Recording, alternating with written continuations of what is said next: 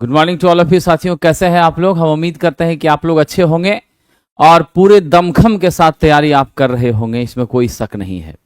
आइए हम आपके बीच चर्चा करते हैं आज असिस्टेंट लोको पायलट के टेस्ट 3 के इलेक्ट्रीशियन ट्रेड के प्रश्नों के बारे में।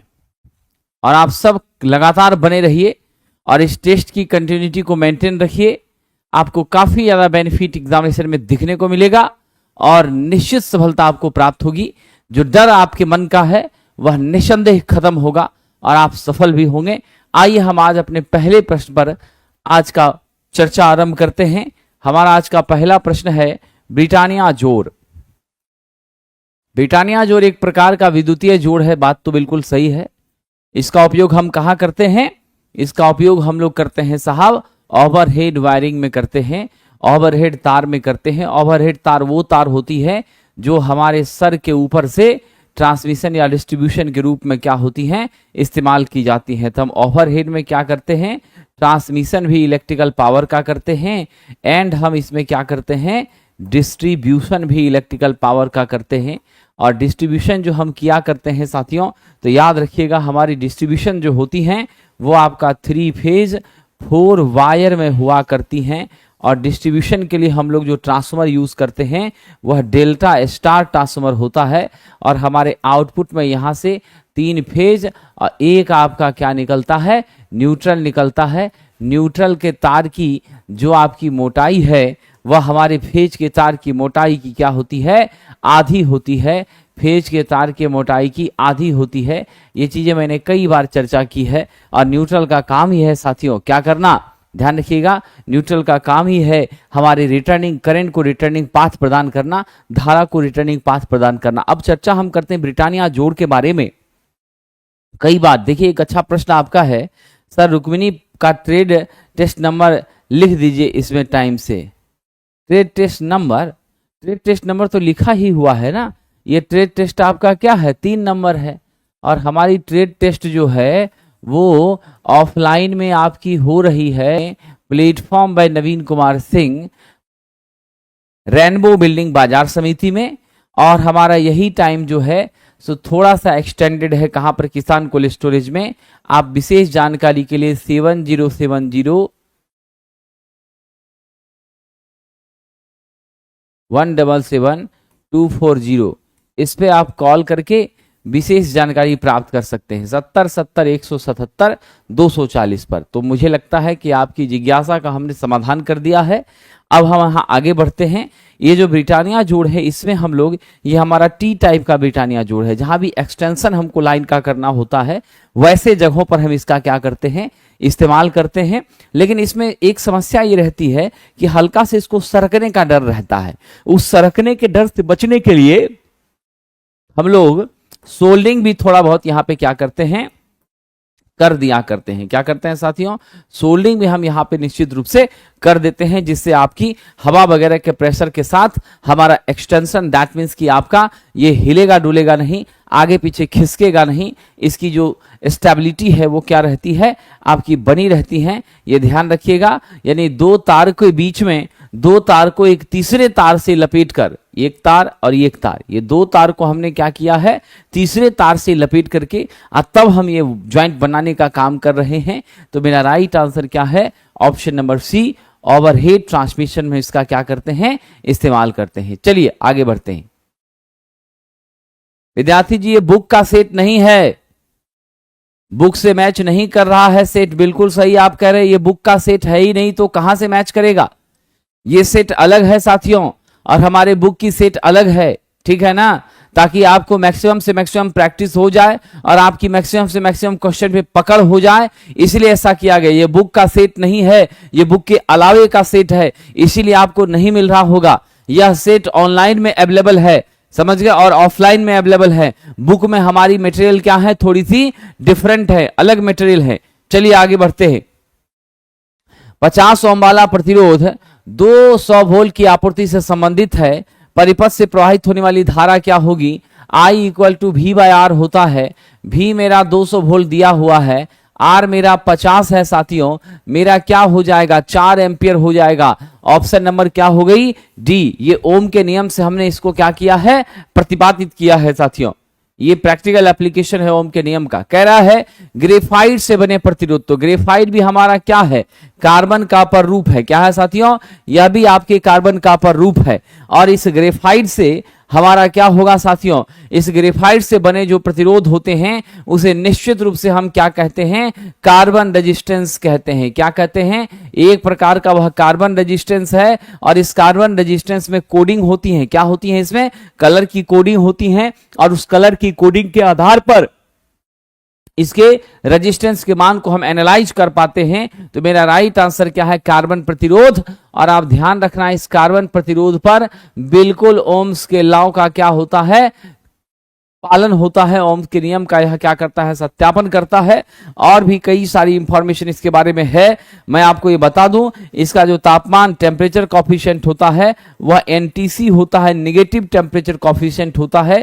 टेम्परेचर के बढ़ने पर इसका प्रतिरोध घटता है और टेम्परेचर के घटने पर इसका प्रतिरोध क्या होता है, बढ़ जाता है साथियों। ठीक है, हम मैक्सिमम 22 मेगा ओम तक के रेंज में, कितने तक में, 22 मेगा ओम तक के रेंज में इसका निर्माण कर सकते हैं। 1/8 से लेकर के 2 वाट तक की रेटिंग के लिए इसका क्या कर सकते हैं, इस्तेमाल कर सकते हैं। तो मेरा राइट आंसर क्या हो जाएगा, the answer for this question is option number B, carbon resistance is the correct answer for this. अगला प्रश्न देखिए, कह रहा है हाई स्पीड स्टील में कार्बन का प्रतिशत। तो साथियों आप जानते हैं कि हम कार्बन की जितनी मात्रा बढ़ाते जाते हैं, कार्बन का परसेंटेज हम जब बढ़ाते हैं तो यह किसमें लोहा बदलता है, स्टील में बदलता है। और स्टील में बदलने के बाद इसकी जो यांत्रिक सामर्थ्य है, क्या होती है, इसकी यांत्रिक सामर्थ्य है वह उच्च हो जाती है। क्या होती है साथियों, इसकी यांत्रिक सामर्थ्य उच्च हो जाती है, अधिकतम हो जाती है। और उच्च यांत्रिक सामर्थ्य को मेंटेन करने के लिए ही हम इसमें कार्बन की मात्रा मिलाते हैं। आपका माइल्ड स्टील है, ठीक है, आपका साहब जी हाई स्पीड स्टील है। हम अपनी आवश्यकता अनुसार, रिक्वायरमेंट के अनुसार मात्रा को हम कम और ज्यादा करने का प्रयास करते हैं। हालांकि किसी भी हाल में आप याद रख लीजिएगा, किसी भी हाल में हम लोग 1% से ज्यादा तो कभी नहीं मिलाते। 0.75 से लेकर के 1% के बीच यदि मिला दिया तो मेरी क्या बन जाती है, high carbon high speed steel बन जाती है, हाई स्पीड स्टील बन जाती है। तो उच्चतम मान कितना है, 0.7 से लेकर के 1% के बीच में है साथियों। ऑप्शन नंबर आपका क्या होगा, ए हो जाएगा। चलिए आगे बढ़ते हैं, अगला प्रश्न कह रहा तार के आकार की रीडिंग के दौरान, तो अगर आपके पास 7/20 लिखा हुआ है तो इसका क्या स्पष्ट होता है, इसका मतलब होता है 20 SWG के कितने तार, 7 तार। यानी स्पष्ट है साहब की जो पहली संख्या है यह हमें क्या व्यक्त कर रही है, यह पहली संख्या हमें तार की संख्या को व्यक्त कर रही है। और दूसरी संख्या हमारा आकार यानी साइज बता रहा है। और ये साइज हमारा व्यास है, जिस व्यास को हम कैसे माप रहे, mm में। और इसको मापने के लिए SWG का हमने सहारा लिया है। SWG मेरा क्या है, स्टैंडर्ड वायर गेज है, जिस स्टैंडर्ड वायर गेज की मदद से हम तार के व्यास को मापने का काम करते हैं। और वह व्यास आपका विदाउट इंसुलेशन हो उसे मापते हैं। So the right answer for this is पहली संख्या, फर्स्ट संख्या। क्या हो जाएगी, फर्स्ट संख्या। चलिए आगे बढ़ते हैं, अगला प्रश्न हमारा है, यह जो तस्वीर बनाई गई है ये कौन सी ज्वाइंट है मेरे विद्वान मित्रों। साहब हमेशा याद रखना, ये रैट टेल ज्वाइंट है। ये क्या है, रैट टेल ज्वाइंट है, चूहा के पूंछ जैसा है। मतलब दोनों को हमने क्या किया है, दोनों का इंसुलेशन हटाया है, इसको ऐसे उल्टा करके फिर दोनों छोर को अलग अलग हमने सेट कर दिया। दैट मीन्स कि इसको अमेट दिया है, लपेट दिया है। और ये जो संरचना कहलाती है वो रेड टेल ज्वाइंट कहलाती है। इसका भी प्रयोग हम लोग कहाँ करते हैं, तो इसका भी प्रयोग हम लोग साथियों ध्यान रखिएगा, ओवरहेड लाइन में करने का काम करते हैं। कहाँ करते हैं, ओवरहेड लाइन में करने का काम करते हैं।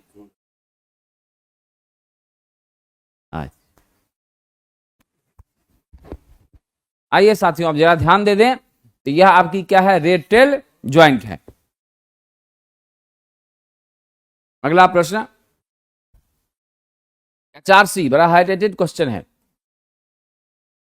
हाई रप्चरिंग कैपेसिटी इसका पूरा नाम होता है। और साथियों ध्यान रखिएगा, इसकी जो संरचना है आप समझ रहे हैं कि यहाँ पर हम लोग क्या किए हैं, ब्रास का कैप लगाए हैं, इधर भी हम ब्रास का क्या लगाए हैं, कैप लगाए हैं। अब जो हमारी है यहाँ पर फिलिंग पाउडर बीच में दिया ताकि हमारी क्या हो जाए, इंसुलेशन को मेंटेन करे, आर्क वगैरह के डेवलप होने से हमें सुरक्षा प्रदान करे और हमारे इस फ्यूज को बर्नआउट होने से क्या करे, बचाए। ये मेरी फ्यूजिंग एलिमेंट है बीच में पतली सी। अब जो साहब यहाँ पे ध्यान रखिएगा, इसका आशय तो आपको पता चल गया कि हाई रप्चरिंग कैपेसिटी, तो मेरा आंसर कौन सा हो गया, high rupturing capacity fuse. Option number तो मेरा बी हो गया। लेकिन जरा इसकी कुछ विशेषताओं पे आप चर्चा कर लें तो इसकी जो क्षमता है साहब 66 केवी की क्षमता पर 500 MVA की ब्रेकिंग कैपेसिटी इसकी हुआ करती है। समझ गए, हम लोग करंट की रेटिंग में अगर करें तो 1000 एम्पियर से ऊपर के रेंज तक में भी हम इसका इस्तेमाल कर सकते हैं। साथियों, जो कई बार हाईलाइटेड प्रश्न है वो जो पूछा गया है वह पूछा गया है फ्यूजिंग फैक्टर। तो मेरे विद्वान मित्रों याद रखना, हमारी फ्यूजिंग फैक्टर क्या होती है, HRC फ्यूज की 1.1 हुआ करती है। कितनी होती है, 1.1 हुआ करती है। और जो दूसरी महत्वपूर्ण बात है कि हमारे HRC फ्यूज का, साथियों याद रखना, हमारे HRC फ्यूज का जो क्षमता है वह कुछ सेकंड के लिए अपने निर्धारित लोड से यह 25% एक्स्ट्रा तक को भी क्या करती है, मेंटेन कर लेती है। यानी कुछ समय तक 3-4 सेकंड तक यह ओवरलोड को भी सस्टेन करने की क्षमता रखती है, ओवरलोड के कंडीशन को भी मेंटेन करने की क्या करती है, क्षमता रखती है। तो मेरा उत्तर यहां क्या है, ऑप्शन नंबर बी HRC। कह रहा स्विच को साहब ये देख लीजिए, हमारी क्या है, सप्लाई लाइन है और ये आपका क्या है मेरा विद्वान मित्रों, ये मेरा स्विच है। आप स्विच को ऑन करते हैं, सप्लाई चालू होती है, स्विच को आप ऑफ कर देते हैं, ऐसा कंडीशन है तो ये ऑफ स्विच है। ऑफ स्विच रहता है तो सप्लाई क्या हो जाती है, आपकी बंद हो जाती है, सप्लाई बंद हो जाती है। मतलब किसका साहब, मेरे धारा का क्या हो रहा है, नियंत्रण हो रहा है, मेरे धारा का प्रवाह हो रहा है और मेरे धारा का क्या हो रहा है साहब जी, स्टॉप हो रहा है। यानी धारा को आप चाह रहे हैं तो भेज रहे हैं, धारा को चाह रहे हैं तो रोक रहे हैं। ये दोनों चीजें यहां पर आप करने में सक्षम हो रहे हैं। तो यानी स्पष्ट है कंट्रोलिंग हो रही है। तो मेरी स्विच कैसी यूनिट है साहब, कंट्रोलिंग यूनिट है। मेरा जो सेफ्टी का यूनिट है आप ध्यान रखिएगा, आपका फ्यूज है, हमारी सर्किट ब्रेकर है, क्या है साहब, हमारी सर्किट ब्रेकर है। ये सब आपकी क्या है साहब, सेफ्टी के उपकरण हैं। ठीक है, ध्यान रखिएगा। आउटलेट में तो हम लोग देखते ही, आउटलेट में आपका क्या है, जो हमारा सॉकेट वगैरह है, ये सब आप जिसमें कि प्लग लगा करके आप आउटपुट में बिजली को प्राप्त कर ले रहे हैं, तो वो सब आपका क्या हो जाएगा, आउटलेट के अंदर आ जाएगा। तो मेरा स्विच नॉर्मली कैसा इक्विपमेंट है, कंट्रोलिंग इक्विपमेंट में है, कंट्रोल अवयव है। क्या है साहब, कंट्रोलिंग अवयव है, ये आप ध्यान रखेंगे। चलिए आगे बढ़ते हैं साथियों। बड़ा ही अच्छा प्रश्न अमित जी ने कहा है, BSPSL के ये क्लास लेने से फायदा होगा। अमित बाबू, BSPSL के लिए ये क्लास नहीं है, ये class assistant loco pilot CBT 2 के लिए है। इस क्लास को करते रहिए यूट्यूब के माध्यम से, तो निश्चित रूप से आपको हर एग्जाम में फायदा होगा, BSPSL में भी फायदा होगा। लेकिन BSPSL के लिए क्लासेस अलग हैं, उसमें सिर्फ सेकेंड ईयर का सिलेबस पूछ रहा है और आपके असिस्टेंट लोको पायलट में सेकेंड ईयर फर्स्ट ईयर दोनों पूछ रहा है। Assistant loco pilot, MP lineman, Punjab state power, इन सब को उद्देश्य में रख करके ये क्लास अत्यंत ही महत्वपूर्ण है और BSPSL में भी 50% यहां से फायदा पहुंच रहा है। तो आप जुड़े रहिए, अपना आशीर्वाद हम पर बनाए रहिए, इससे ज्यादा खुशी की और क्या बात हो सकती है। आइए आगे बढ़ते हैं। तीसरा एसिड सेल की वाट आवर क्षमता, ये बहुत हाईलाइटेड क्वेश्चन है। हमारी जो वाट आवर दक्षता होती है यह सदैव आपकी क्या होती है, आपके एम्पियर आवर से क्या होती है साथियों, लेस होती है। ये बात तो सबसे पहली है जिसे आप नोट कर लीजिए। दूसरे नंबर पर पूछा है कि सीसा एसिड का वाट आवर क्षमता होता कितना है। तो मेरे विद्वान मित्रों आप याद रख लीजिएगा, इसकी वाट आवर क्षमता 75% के आसपास हुआ करती हैं और जो इसकी एम्पियर आवर क्षमता होती है यह 85 से लेकर के 90% के बीच पहुंच जाती हैं। तो इसका मान नेचुरली हमारा क्या है, ज्यादा है। अब गणितीय रूप से अगर हम चर्चा करें तो साहब आंसर तो मेरा डी मुझे मिल गया, लेकिन गणितीय रूप से हम अगर चर्चा करें, एटा वाट आवर बराबर और इफिशिएंसी आपकी एम्पियर आवर बराबर, तो इस दोनों के बारे में आप ध्यान रखिएगा। मेरा क्या होता है भी, मेरा जो होता है मान वह होता है साहब आपकी discharging current into discharging hour अब बटे आपका charging current into charging hour into 100, यह मेरा क्या हो गया, आपका एम्पियर आवर की इफिशियंसी हो गई। ठीक है, अब जरा ध्यान दीजिएगा साहब, ठीक है, अब जरा ध्यान दीजिएगा कि हमारी WH का मान क्या हो जाएगा, वाट आवर का मान क्या हो जाएगा, तो वाट आवर का हो जाएगा discharging voltage, discharging current, discharging hour बटे मेरी चार्जिंग वोल्टेज, मेरी साहब चार्जिंग करंट, ध्यान रखिएगा, मेरी चार्जिंग करंट और मेरा चार्जिंग आवर इंटू 100, ये वाला मामला हमारा क्या हो जाएगा, आपका वाट आवर में आ जाएगा। ठीक है, ध्यान रखिएगा मेरे विद्वान मित्रों, इसमें परेशान होने की कोई जरूरत नहीं है। 85 से 90 या 95% यह रेंज है हमारा, कोई गारंटी नहीं है कि 95 होगा, गारंटी नहीं कि 94 होगा, गारंटी नहीं कि 90 होगा। ये डिपेंड करेगा बैटरी की कैपेबिलिटी पर, बैटरी किस तरह की है, कैसा उसका अरेंजमेंट है, मेंटेनेंस कैसा है, संरचना कैसी है, रखरखाव कैसा है, इन सारे बातों पर ये चीज क्या करता है, कहीं न कहीं निर्भर करता है। पुराना होता जाता है तो मेरी क्षमता धीरे धीरे क्या होती है, कमजोर होने लग जाती है, नया रहता है तो इसकी क्षमता जबरदस्त रहती है, उस हिसाब से हमको परफॉर्मेंस मिलता है साथियों, ये आप ध्यान रखिएगा। चलिए आगे बढ़ते हैं, अगला प्रश्न क्या रहा है, निकेल आयरन सेल का धनात्मक प्लेट।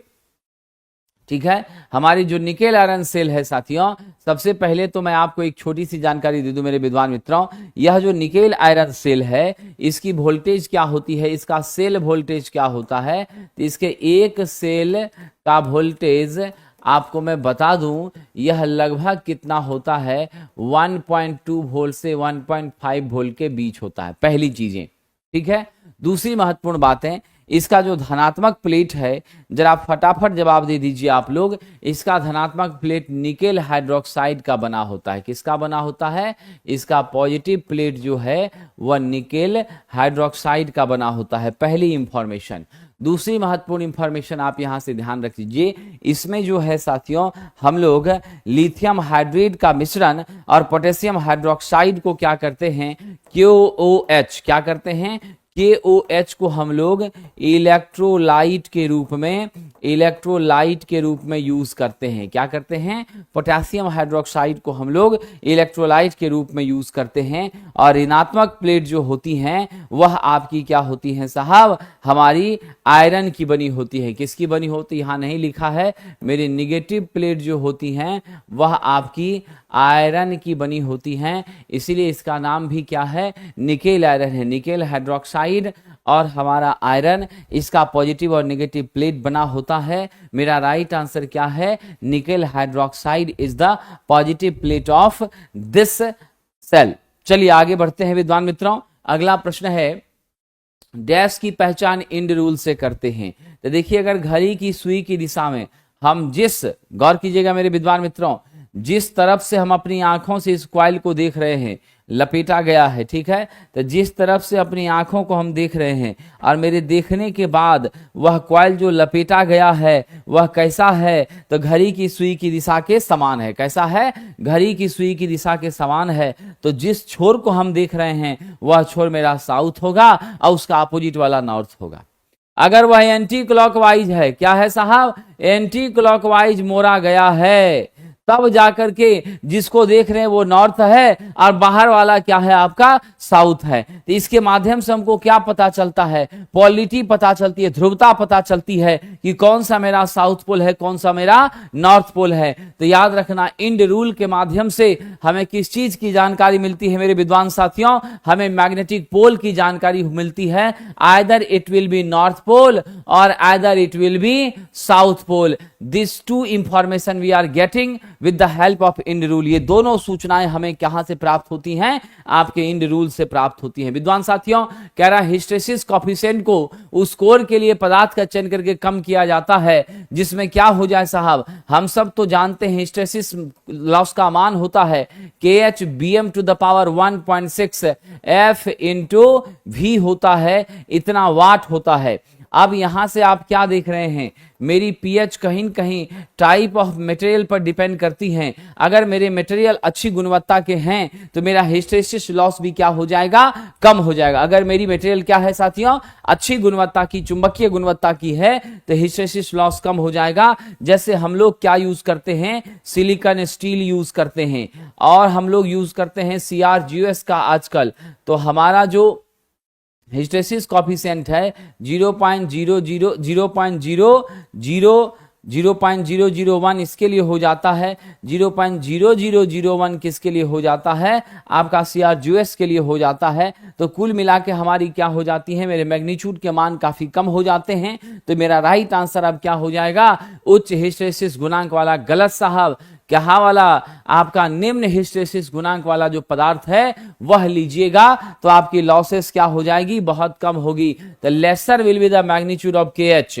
याद रखना पीएच हमारी क्या है, प्रोपोर्शनल है KH का। Laser will be the magnitude of KH, laser will be the magnitude of hysteresis coefficient.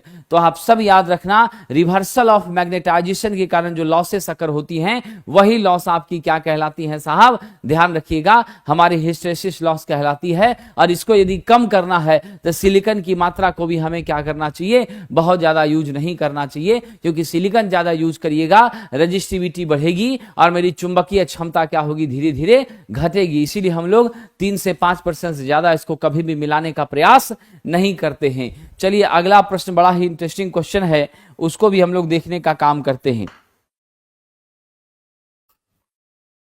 मेरा प्रश्न आपके बीच है और कह रहा है 10 ओम के प्रतिरोध और 1 माइक्रोफैराड के कैपेसिटर को 230 वोल्ट 50 हर्ट्ज की एसी से जोड़ा गया है। परिपथ का धारितीय प्रतिघात क्या है, यानी परिपथ में आपसे पूछ रहा XC बराबर क्या है। हम लोग जानते हैं XC बराबर 2πfc होता है। क्या होता है, XC बराबर आपका 1/2πfc होता है। जब ये बात हम लोगों ने जान लिया है मेरे विद्वान मित्रों, तो अब हम लोगों के लिए काम क्या हो गया, सरल हो गया, कठिन नहीं रहा। तो हम सीधे सभी मान को पुट कर दें, 1/2 गुना 3.14। एफ का मान कितना है साहब, तो एफ मेरा 1 गुना 10 के पावर -6 हो जाएगा, माइक्रोफैराड है। और आपकी कैपेसिटेंस का मान तो हमने लिख ही दिया है ना। फ्रीक्वेंसी मेरी कितनी है, 50 हर्ट्ज भारत में होती है। अब इसको आप सिंप्लीफाई कर लीजिए। इसको जब आप सिंप्लीफाई करते हैं तो आपको कितना मिलता है, 3184 ओम मिलता है। यह मेरा क्या होता है साथियों, यूनिट होती है किसकी साहब, याद रखना आपके XC की। तो मेरा XC सदैव ओम में मापा जाता है, मेरा XL ओम में मापा जाता है, मेरी रजिस्टर ओम में मापी जाती है, मेरा इम्पीडेंस भी क्या होता है, ओम में मापा जाता है। तो मेरे विद्वान मित्रों आप ध्यान रखना, जो सबसे सही उत्तर है वह क्या है, 3184 है, ऑप्शन नंबर डी। चलिए आगे बढ़ते हैं, अगला प्रश्न देखते हैं हमारा क्या है साहब। नाउ द नेक्स्ट क्वेश्चन, आवृत्ति जितनी, तो साहब मेरी फ्रीक्वेंसी क्या होगी, मेरी फ्रीक्वेंसी जितनी कम होगी मेरे बिजली का झटका क्या होगा, उतना हमको अधिक लगेगा। तो राइट आंसर कौन सा दे दीजिएगा, we are getting with answer option number D, lesser will be the magnitude of frequency, higher effect we have received. हम क्या करते हैं, उतनी ज्यादा इशीव करते हैं, उतनी ज्यादा झटका, उतनी ज्यादा दिक्कतें, उतनी ज्यादा परेशानियां झेलते हैं। ठीक है, हमारे भारत की स्टैंडर्ड फ्रीक्वेंसी 50 हर्ट्ज है, अगर उसको आप 25 करिएगा तो हमारे लिए और क्या हो जाएगा, और हमारे लिए मुश्किल हो जाएगा, हमें और झटका लगेगा और तेज झटका लगेगा, इसमें कोई शक नहीं है साथियों। ध्यान रखिएगा क्या होता है, एकदम एकदम एकदम डीसी ज्यादा घातक होता है, इसमें कोई शक नहीं है, लेकिन तब जब उसका मान क्या हो, उच्च हो, तब घातक होता है जब उसका मान क्या हो साथियों, उच्च हो। यह भी आपको ध्यान रखना है। चलिए आगे बढ़ते हैं विद्यार्थी जी, बड़ा ही मजेदार क्वेश्चन आपके बीच आ गया है। अब देखिए इस क्वेश्चन में क्या चमत्कार आप करिएगा। सबसे पहले आप देख रहे हैं 20 और R ये दोनों पैरेलल है, अब बाकी ये सब हमारा आपस में कैसे है, सीरीज में है। तो इसका हम एनालिसिस कर लेते हैं। 20 और R आपका पैरेलल, अब प्लस आपका 10 + 10 + R, ये टोटल R इक्विवेलेंट के बराबर है। और R इक्विवेलेंट का मान इसने कितना बता दिया है, 50 ओम बता दिया है। तो हम यहाँ लिख सकते हैं 20 और R का parallel 20R bye 20 plus are, ठीक है। प्लस हमारा हो गया 20 प्लस आर बराबर आपका 50। इसी को हम ऐसे सिंप्लीफाई कर सकते हैं, 20 आर बटे 20 प्लस आर प्लस यहाँ आर बराबर 50 माइनस 20 बराबर कर सकते हैं आप 30। 50 माइनस 20 बराबर क्या हो गया, 30 हो गया। अब इसको सिंप्लीफाई करिए, हमारा क्या मान हो जाएगा, ऊपर में 20 आर, नीचे मेरा एलसीएम 20 प्लस आर है ना। ऊपर क्या हो गया आपका, ध्यान रखिएगा, ऊपर आपका क्या हो गया, आर इंटू 20 प्लस आर, ठीक है, बराबर आपका क्या हो गया 30, ठीक है विद्यार्थी जी।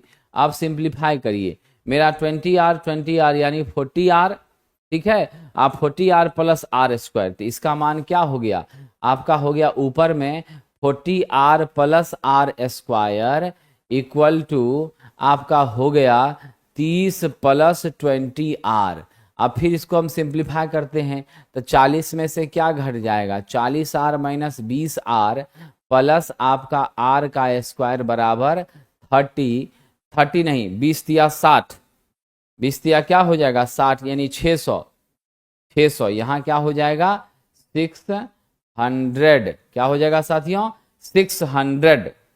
20 आर को हम इधर ले जाके गुना करेंगे तो 30 20 600, अब प्लस आपका क्या होगा 30 आर, 30 20 600, अब प्लस आपका क्या हो जाएगा 30 आर हो जाएगा। ध्यान रखिएगा, तो यहाँ मेरा गौर कीजिएगा बढ़िया से, क्या हमने किया है, यहाँ तो हमने 20 आर हो गया, यहाँ मेरा क्या हो गया, एक सेकंड विद्यार्थी जी, यहाँ मेरा 20 आर हो गया, ठीक है, यहाँ आर इंटू 20 प्लस आर हो गया, तो ये 20 आर, ये आर का स्क्वायर, ठीक है।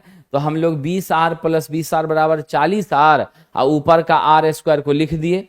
ये टर्म 30 के साथ गुना में जाएगा, जब ये 30 के साथ गुना में जाएगा तो यहाँ क्या लिखेंगे, 30 गुना 20 600, अब प्लस आपका क्या होगा 30 आर हो जाएगा। अब 40 में से 30 घट गया, यानी आपका 40 आर माइनस 30 आर प्लस आपका आर स्क्वायर बराबर 600।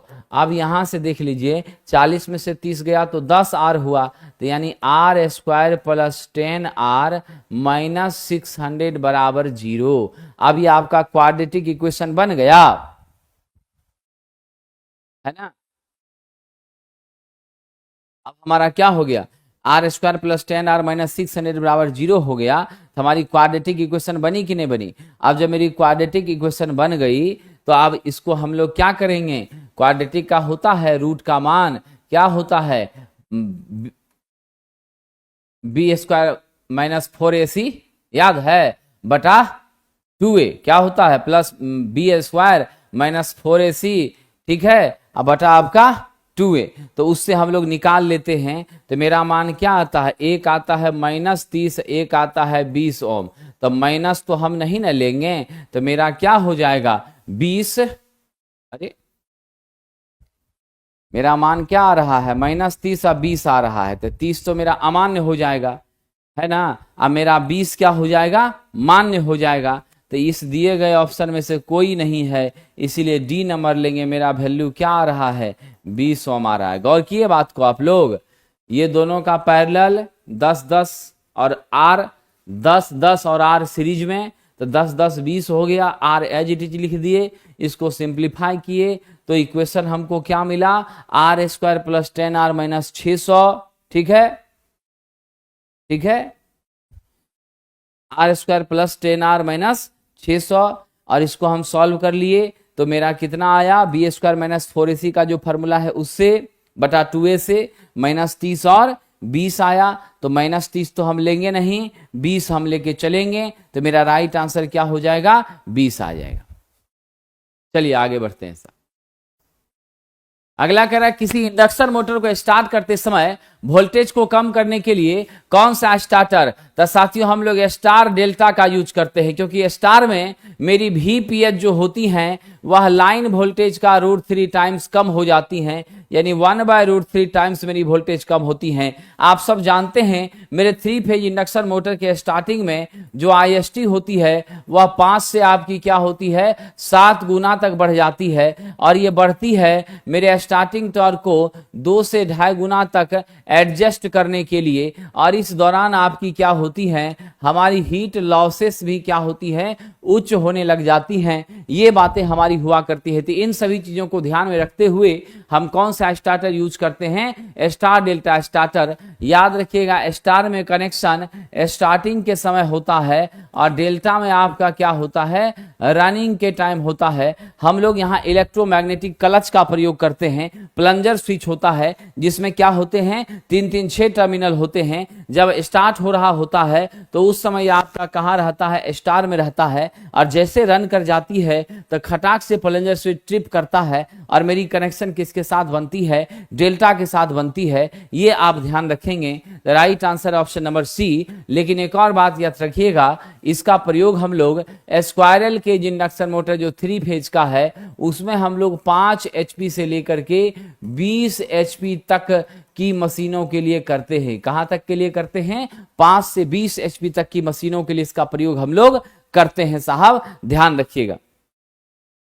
रिवर्स झुकाव में, रिवर्स बायसिंग में बैटरी का नकारात्मक चार्ज होल को आकर्षित करता है और सकारात्मक चार्ज किसको आकर्षित करता है, मुक्त इलेक्ट्रॉन्स को क्या करता है, आकर्षित करता है, फ्री इलेक्ट्रॉन्स को आकर्षित करता है। क्योंकि आप सब जानते हैं होल व इलेक्ट्रॉन का ही जो रिकॉम्बिनेशन होता है, होल और इलेक्ट्रॉन का रिकॉम्बिनेशन होता है, इसी रिकॉम्बिनेशन से धारा का प्रवाह संभव होता है। हमारे सेमीकंडक्टर में करंट का कंडक्शन जो होता है वह विशेष रूप से किसके कारण होता है, होल व इलेक्ट्रॉन के रिकॉम्बिनेशन से होता है। We are going with the answer option number C and you always remember that कि यदि हमारी क्या हो जाए, यदि हमारी क्या हो जाए, ये पी टाइप का टर्मिनल अगर मेरे बैटरी के नेगेटिव से और एन मेरे बैटरी के पॉजिटिव से जुड़ जाए तो इसे हम किस नाम से जानते हैं साहब, रिवर्स बायसिंग के नाम से जानते हैं। किस नाम से, रिवर्स बायसिंग के नाम से। अगर P को पॉजिटिव से N को नेगेटिव से जोड़ें तो वह मेरी क्या होगी, आप याद रखना, फॉरवर्ड बायसिंग होगी। एसी सर्किट में पावर फैक्टर किसके बराबर होता है, एसी में जो मेरा पावर फैक्टर है यह कोसाइन कौन है साहब, किसके बीच का, V व I के बीच का। यह मेरा क्या है, किलोवाट बाय केवीए रेटिंग है। क्या है, किलोवाट बाय केवीए रेटिंग है। इतना ही नहीं, यह मेरा क्या है, एक्टिव पावर बटे एपरेंट पावर है। क्या है, एक्टिव पावर बटे एपरेंट पावर है। इतना ही नहीं, यह क्या है, मेरा R/Z है। ये सारे के सारे सूत्र किसके होते हैं, आपके साहब पावर फैक्टर के होते हैं। तो क्या जवाब दीजिएगा यहाँ पर, वोल्टेज करंट के बीच के कारण कोसाइन कौन, वोल्टेज करंट के बीच के कौन का कोसाइन, रिएक्टिव पावर, ये तो गलत हो गया, ये भी गलत हो गया। अब इस दोनों में से आपको एप्रोप्रिएट आंसर सेलेक्ट करना है। यानी यहां कह रहा है sign of causality between voltage and current, तो ये साइन ऑफ कॉजिलिटी ये कहीं से उचित नहीं है।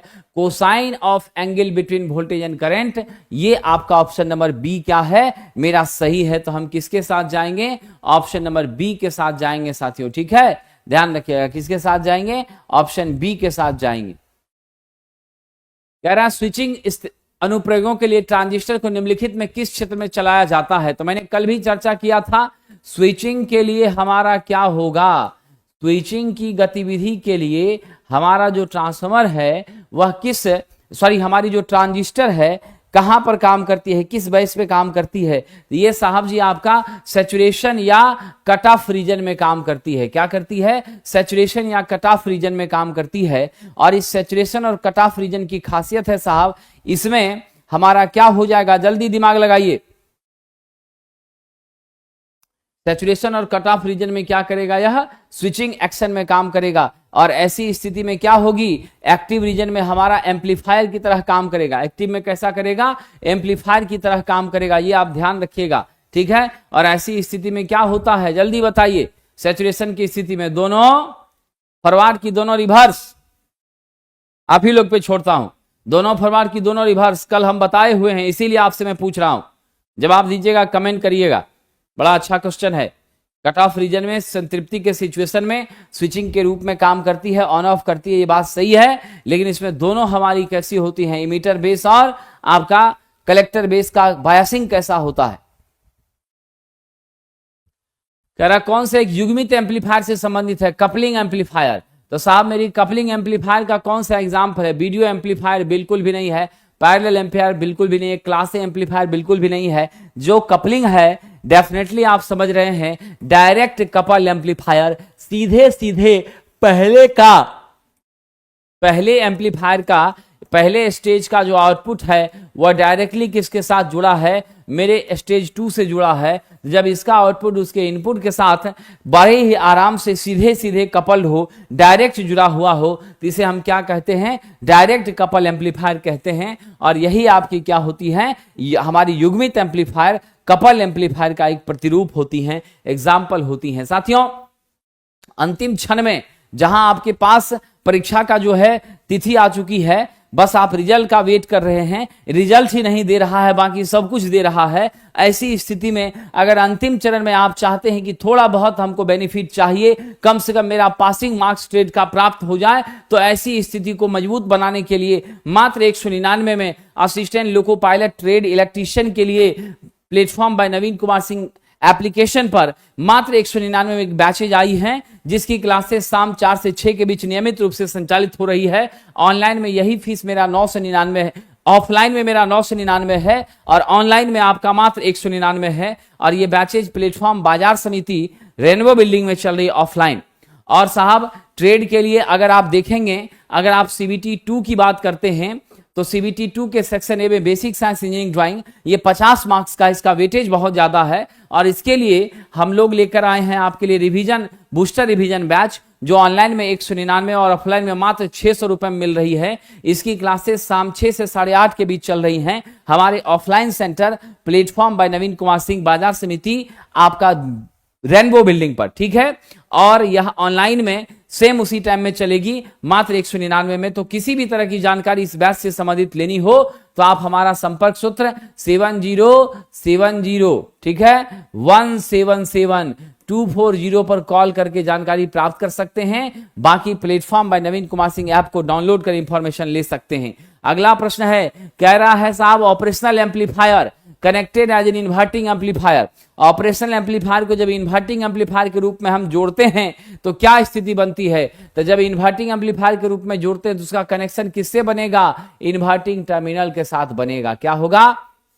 मेरी जो वर्चुअल ग्राउंड पर होती हैं तो वर्चुअल ग्राउंड पे कौन सी टर्मिनल होती है? मेरी इन्वर्टिंग टर्मिनल होती हैं। जरा मैं तस्वीर आपको बनाने का प्रयास करता हूं, ठीक है। ये हमारी क्या है साथियों, यहां मेरा आउटपुट वोल्टेज भी 0 है, यहां मेरा इनपुट वोल्टेज V1 है, यह मेरा RI है।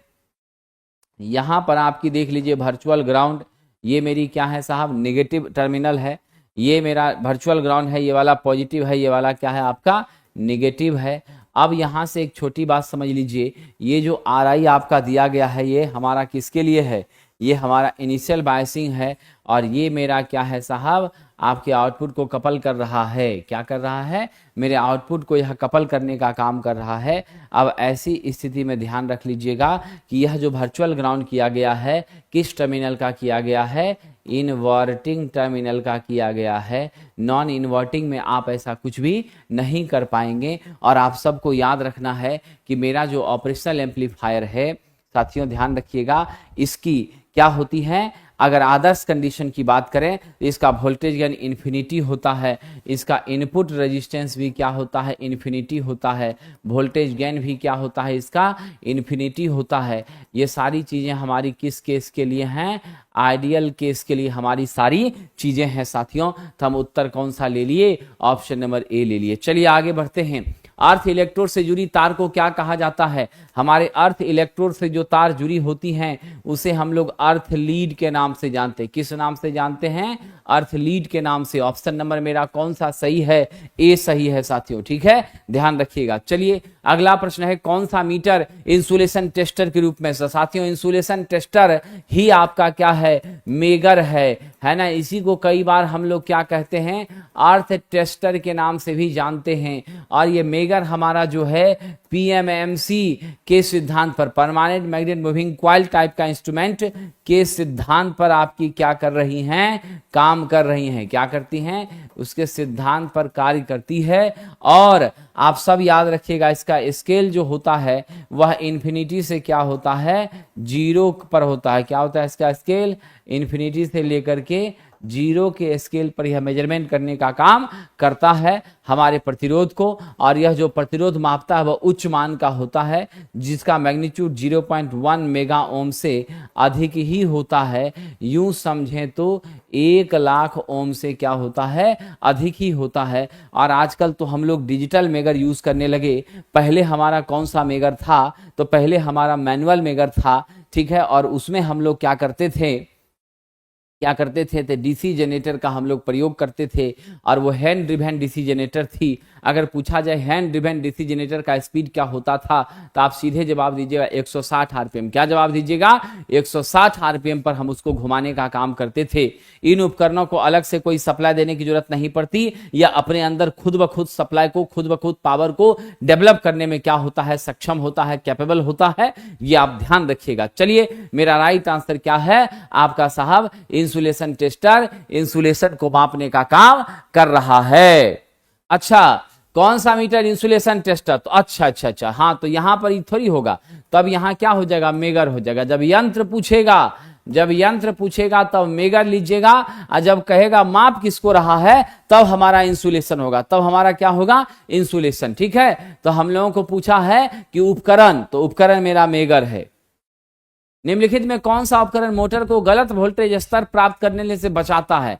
तो हमारी जो फेज सीक्वेंस डिटेक्टर होती हैं, या कहीं न कहीं अगर अनबैलेंसिंग ऑफ वोल्टेज हो रहा है तो उस लेवल के सेटलमेंट का भी काम करती हैं। तो इसके लिए हम उत्तर कौन सा ले लेंगे, साथ ही साथ मेरे फेज सीक्वेंस को भी आइडेंटिफाई करने में हमें मदद पहुंचाती हैं। तो ऑप्शन सी को लेकर हम आगे बढ़ जाएंगे। अगला प्रश्न देख लीजिए, कह रहा अमीटर। तो अमीटर हमारी क्या होती है साहब, अमीटर जो मेरी होती हैं यह धारा मापी उपकरण है। यह क्या है, धारा मापी उपकरण है। अब इसकी एक विशेषता जरा गौर कर लीजिएगा, यह मेरी कैसी उपकरण है, धारा मापी है।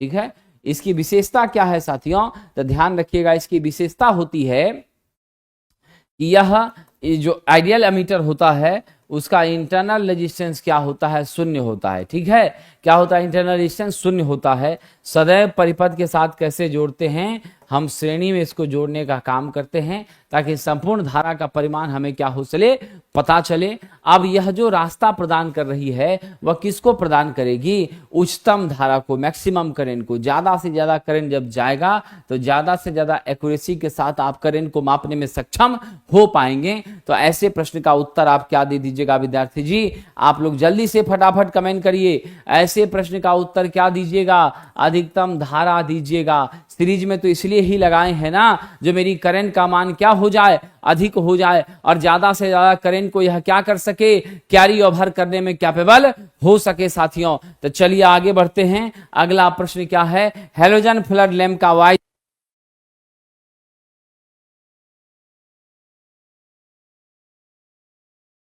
अब देखिए इसमें क्या है, किसी हैलोजन फ्लड लैंप का वाइजर।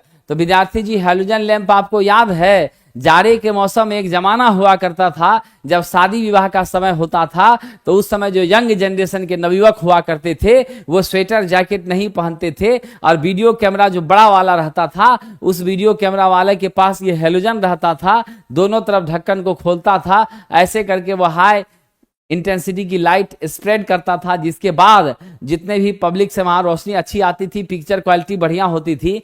तो उस हैलोजन वाले के आगे पीछे वो युवा जो उस पुराने समय के थे वह क्या करते थे, आनंद लेने का काम करते थे। इससे गर्मी भी क्या होती थी, बढ़िया हमें प्राप्त होती थी, और इंटेंसिटी ऑफ लाइट भी अच्छी मिलती है। ये ध्यान रखिएगा। इसका हैलोजन लैंप का जो वाइजर है वह क्वार्टाज के ग्लास का बना होता है। क्या होता है, कांच का बना होता है, इसमें कोई शक नहीं है। लेकिन जब आप यहां तक आए हैं तो इसकी इफिशिएंसी कितनी होती है, 25 से लेकर के 35 ल्यूमेन प्रति वाट होती हैं। क्या होती हैं, 25 से 35 ल्यूमेन प्रति वाट तक होती हैं। 300, 500, 1000 वाट की क्षमता का बनाते हैं। 200 से 30 से लेकर 250 वोल्ट पे काम करता है। और हमारे भारतवर्ष में एयरपोर्ट वगैरह पर जहां भी हाई इंटेंसिटी की लाइट चाहिए उन जगहों पर हम इसका क्या करते हैं साथियों, इस्तेमाल करते हैं, ये ध्यान रखिएगा। तो मेरा राइट आंसर क्या है, ऑप्शन नंबर ए है। चलिए अगला प्रश्न है, डीजल जनरेटर सेट में लुब्रिकेंट तेल का एसएई नंबर, एसएई से क्या होता है? एसएई का पूरा नाम है साहब एसोसिएशन ऑफ ऑटोमोटिव इंजीनियर। क्या है ये? सोसाइटी ऑफ, ध्यान रखिएगा ये आपकी एसएई क्या है मेरे विद्वान मित्रों, society of automobile engineer, automotive engineer. क्या है यह? Society of automobile engineer, automobile engineers का यह क्या है, एक सोसाइटी है जिसने यह निर्धारित किया है कि एसआई नंबर के आधार पर हम विस्कोसिटी को श्यानता की क्या करते हैं, श्यानता की ग्रेडिंग करते हैं। क्या करते हैं? श्यानता की, विस्कोसिटी की ग्रेडिंग करते हैं। तो हमारे ऑटोमोबाइल में घर्षण वगैरह को मिनिमाइज करने के लिए, स्मूथ रोटेशन, स्मूथ फंक्शनिंग के लिए निसंदेह हम किसका यूज करेंगे? लुब्रिकेशन, लुब्रिकेंट का यूज करेंगे। और लुब्रिकेशन में विस्कोसिटी हमारी कितनी है, कितनी नहीं है, ये चीजें का निर्धारण किसके आधार पर हो रहा है? तो हमारा साहब एसआई नंबर के आधार पर हो रहा है। जिस एसआई नंबर का प्रतिपादन किसने किया है? सोसाइटी ऑफ ऑटोमोबाइल इंजीनियर्स ने किया है। अब आपके बीच है एक्स्ट्रा हाई टेंशन वायर को क्या कह सकते हैं? मैंने तो शायद चर्चा किया है आपके बीच में एक्स्ट्रा हाई टेंशन लाइन। एक सेकंड विद्यार्थी जी,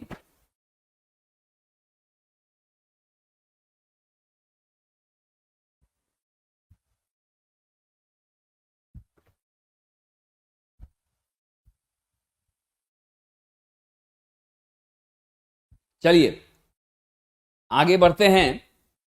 कह रहा है एक्स्ट्रा हाई टेंशन लाइन, तो नॉर्मली हमारा क्या होता है 33 केवी से लेके 63 केवी के रेंज का यह हुआ करता है, ठीक है ना। लेकिन यह जो तार है हमारी, इस तार को हम किस नाम से जान सकते हैं? इसको हम लोग प्रेशर वायर के नाम से भी जानते हैं। किस नाम से जानते हैं विद्वान मित्रों? प्रेशर वायर के नाम से भी हम लोग जानते हैं। ऑप्शन सी के साथ हमें क्या करना है, आगे बढ़ जाना है साहब। कह रहा ओवरहेड इंसुलेटर के लिए कौन सी सामग्री? तो ओवरहेड इंसुलेटर जो भी होगा यांत्रिक रूप से मजबूत होना चाहिए। उष्मा का क्या होना चाहिए, ध्यान रखिएगा साहब, उष्मा का क्या होना चाहिए, सहने की ताकत अच्छी होनी चाहिए, सुचालक होना चाहिए। साथ ही साथ आप यह भी ध्यान रख लीजिएगा कि ऐसे मटेरियल्स क्या होते हैं तो हमारी धारा के प्रवाह को अवरोध करने का प्रयास करते हैं, ठीक है। तो इसके लिए हमारी सबसे फेवरेबल मटेरियल कौन सी है? आपकी पोर्सिलीन है, ऑप्शन नंबर बी, यही हम सर्वाधिक यूज में लेते हैं। अब कह रहा है डीसी सन जनरेटर, डीसी सन जनरेटर में आपकी फ्लक्स क्या होती है, लगभग कांस्टेंट होती है। ऑलमोस्ट इसका स्पीड भी हम लोग मानते हैं 100% तो नहीं, लेकिन लोड के बढ़ने से थोड़ा बहुत कम जरूर होता है। ऐसा नहीं है कि लोड के बढ़ने के बाद आपका सिंक्रोनस मोटर के जैसा कांस्टेंट गति करता रहेगा, ऐसी स्थिति नहीं होती है। हाँ, लेकिन अमूमन इसकी स्पीड क्या होती है, कांस्टेंट रहती है। क्या होती है? अमूमन इसकी स्पीड क्या होती है, कांस्टेंट रहती है, ठीक है। इसीलिए हम इसके कारण जो वोल्टेज हमको उत्पन्न होता है वह भी आपका क्या होता है, कांस्टेंट होता है। उस वोल्टेज के मान में बहुत वेरिएशन नहीं आती है। इसीलिए हम लोग क्या करेंगे साहब, नियत voltage generator, fix voltage generator के रूप में इसका इस्तेमाल करते हैं। Right answer is option number A.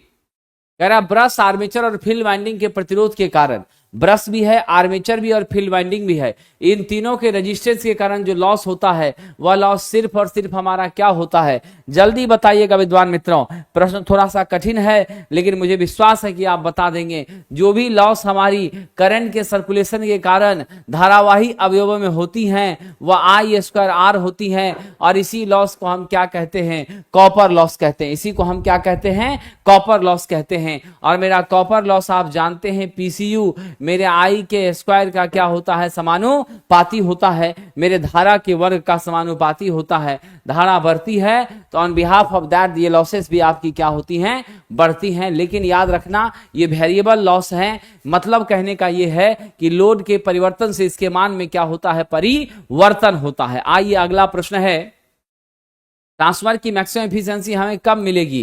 Transformer की मैक्सिमम एफिशिएंसी मिलेगी जब PI के बराबर क्या हो जाए, PCU हो जाए, यानी मेरा कॉपर लॉस आयरन के बराबर हो जाए, तो निश्चित रूप से मेरी इफिशियंसी क्या होती है, मैक्सिमम होती है। तो ताम्र हानियां लोह हानियों के बराबर होनी चाहिए, अधिक होनी चाहिए, कम होनी चाहिए, शून्य होनी चाहिए। तो option number A is the right answer. मेरी ताम्र हानियां लोह हानियों की क्या होनी चाहिए, बराबर होनी चाहिए। चलिए साहब, डीओएल स्टार्टर का प्रयोग डैश मोटर में किया जाता है। तो डीओएल स्टार्टर का प्रयोग हम लोग कहां करते हैं, तो याद रखना साहब, कम रेटिंग वाला जो हमारा मोटर है वहां पर यूज करते हैं। तो हम उत्तर क्या दे दे, कम रेटिंग। कितना रेटिंग का साहब, आपका 5 HP तक का, उससे ऊपर का तो एकदम सवाल ही पैदा नहीं होता है, और 5 का भी नहीं दीजिए, 5 से कम का देने का यूज करिए, ठीक है, वो आपकी ड्यूएल होती है। हालांकि ड्यूएल मेरे स्टार्टिंग करंट को बढ़ाता घटाता बिल्कुल भी नहीं है। ये क्या करता है, स्टार्टिंग करंट को बढ़ाता घटाता बिल्कुल भी नहीं है। हाँ, परंतु हमारे फ्यूजेज वगैरह के लगे होने के कारण, ओवरलोड रिले के लगे होने के कारण, अगर कहीं भी कोई फॉल्ट आती है, अगर कहीं भी कोई क्या आती है साहब, ध्यान रखिएगा, कहीं भी कोई फॉल्ट आती है, एक्सेसिव करंट होता है, कोई भी परेशानी आती है, तो तुरंत मेरा फ्यूज क्या होता है, आपका उड़ जाता है, संपर्क को तोड़ देता है, या ओवरलोड रिले से हमें इंडिकेशन मिलती है, सर्किट ट्रिप हो जाती है। तो हम धारा तो कम नहीं करते, लेकिन खतरों से बचने के लिए हम व्यवस्था यहां पे जरूर बनाने का काम करते हैं। तो मेरा राइट आंसर क्या हो जाएगा, ऑप्शन नंबर बी हो जाएगा। चलिए आगे बढ़ते हैं। अगला प्रश्न है, चित्र में जो चेतावनी संकेत दिखाया गया है मेरे विद्वान मित्रों, ये चेतावनी संकेत किस बात का को परिलक्षित करता है। ये चेतावनी संकेत बताता है कि साहब ये घेरा जो है ना, इससे बिजली जा रही है। क्या हो रही है, इस घेरे से हमारी क्या हो रही है, बिजली का प्रवाह, विद्युत का प्रवाह हो रहा है। इस घेरे से हमारी क्या हो रही है, विद्युत का प्रवाह हो रहा है, और इसको यदि आप टच करते हैं तो बिल्कुल आपको झटका लगेगा, आपके जान माल की क्षति हो सकती है। तो यह हमें विद्युत के खतरे से आगाह करने का काम करता है, और यह बताता है साथियों कि किसी भी हाल में बिजली का घेरा से, बिजली के बाड़े से, बिजली का स्ट्रक्चर से आप क्या करिए, बच के रहिए, सेफ्टी रखिए, दूरी बना के रखिए, तभी जाकर के आप सेफ रह पाएंगे। कौन सा एक परमाणु का सबसे हल्का कण है, इससे मजेदार प्रश्न तो और कुछ हो ही नहीं सकता है। इस प्रश्न को तो आप कई वर्षों से पढ़ रहे हैं। तो साहब याद रखिएगा, हमारा इलेक्ट्रॉन जो है वह सबसे हल्का कण होता है, इसका मास क्या होता है, सबसे कम होता है। हमारे प्रोटॉन के मास का कितना, हमारे प्रोटॉन के मास का 1/1840 गुना कौन होता है, इलेक्ट्रॉन का मास होता है। क्या होता है साथियों, इतना हमारे इलेक्ट्रॉन का मास होता है। आपके प्रोटॉन के मास के 1/1840 होता है, तो काफी कम न हो गया। तो राइट आंसर क्या है, ऑप्शन नंबर बी है, ये ध्यान रखिएगा। चलिए आगे बढ़ते हैं साथियों। अगला प्रश्न, ALP सेट 1 कहां मिलेगा, ये प्लेटफॉर्म ऑनलाइन टेस्ट ऐप पर मिलेगा, इलेक्ट्रिकल सेशन 1।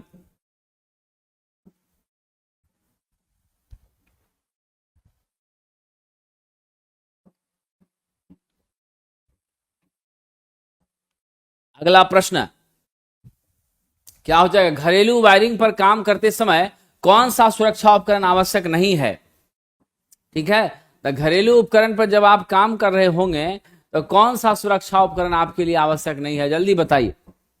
हम वायरिंग का काम कर रहे हैं, वहां चश्मा लगाने से कोई फायदा है ये काला चश्मा तो हम तब ना लगाएंगे जब हम वेल्डिंग का काम कर रहे हैं। उस समय आपकी क्या हो रही है, हमारी जो है चिंगारी के रूप में आपका जो स्पेल्टर है वो बिखरता है, और काफी रोशनी हमें प्राप्त होती है। हीट के वजह से हमें तो निश्चित रूप से हीट भी मिलती है, जिसकी मदद से वेल्डिंग करते हैं, प्लस हमको क्या मिलता है, रोशनी भी मिलता है, और रोशनी हमारी आंखों को खराब करेगा, नुकसान पहुंचाएगा। इसलिए हम लोग क्या करते हैं, गॉगल्स लगाते हैं, चश्मा लगाते हैं, वो भी काला। और घर के भीतर जब हमको वायरिंग करनी है उसमें काला कीजिएगा, अच्छा से दिखाई नहीं देगा, बड़ी परेशानी हो जाएगी साथियों, और वहां इसकी कोई जरूरत नहीं है। तो मेरा राइट आंसर क्या है, ऑप्शन नंबर सी। अब देख लीजिए, कह रहा है कि डायोड कौन सा है, तो ये देखिए आपका डमरू के जैसा तो है, लेकिन झुका हुआ डमरू है। तो ये आपकी कौन सी डायोड है, ये मेरी साहब वैरेक्टर की, स्कॉट की, टनर और जीनर ये दोनों तो कंफर्म नहीं है। कौन सा है साथियों? ये स्कॉट की डायोड है। कौन सी डायोड है? स्कॉट की डायोड है, आप ध्यान रखिएगा। और हमारी जो स्कॉट की डायोड है यह हाई स्विचिंग डायोड होती है। क्या होती हैं? हाई स्विचिंग डायोड होती हैं। हाई स्विचिंग डायोड क्या है साहब? हाई स्विचिंग डायोड है। सिर्फ इतना ही नहीं साहब, हाई स्विचिंग डायोड के अलावे अगर हम गंभीरता पूर्वक विचार करें तो यह जो हमारी डायोड है, इस डायोड की एक और खासियत मैं आपको बताता हूं। यह इसमें सिर्फ और सिर्फ क्या होते हैं? पी रीजन होते हैं। क्या होते हैं? सिर्फ इसमें पी रीजन होते हैं। पी रीजन होते हैं, पी क्षेत्र होता है। ठीक है, सिर्फ आपके पी रीजन होते हैं।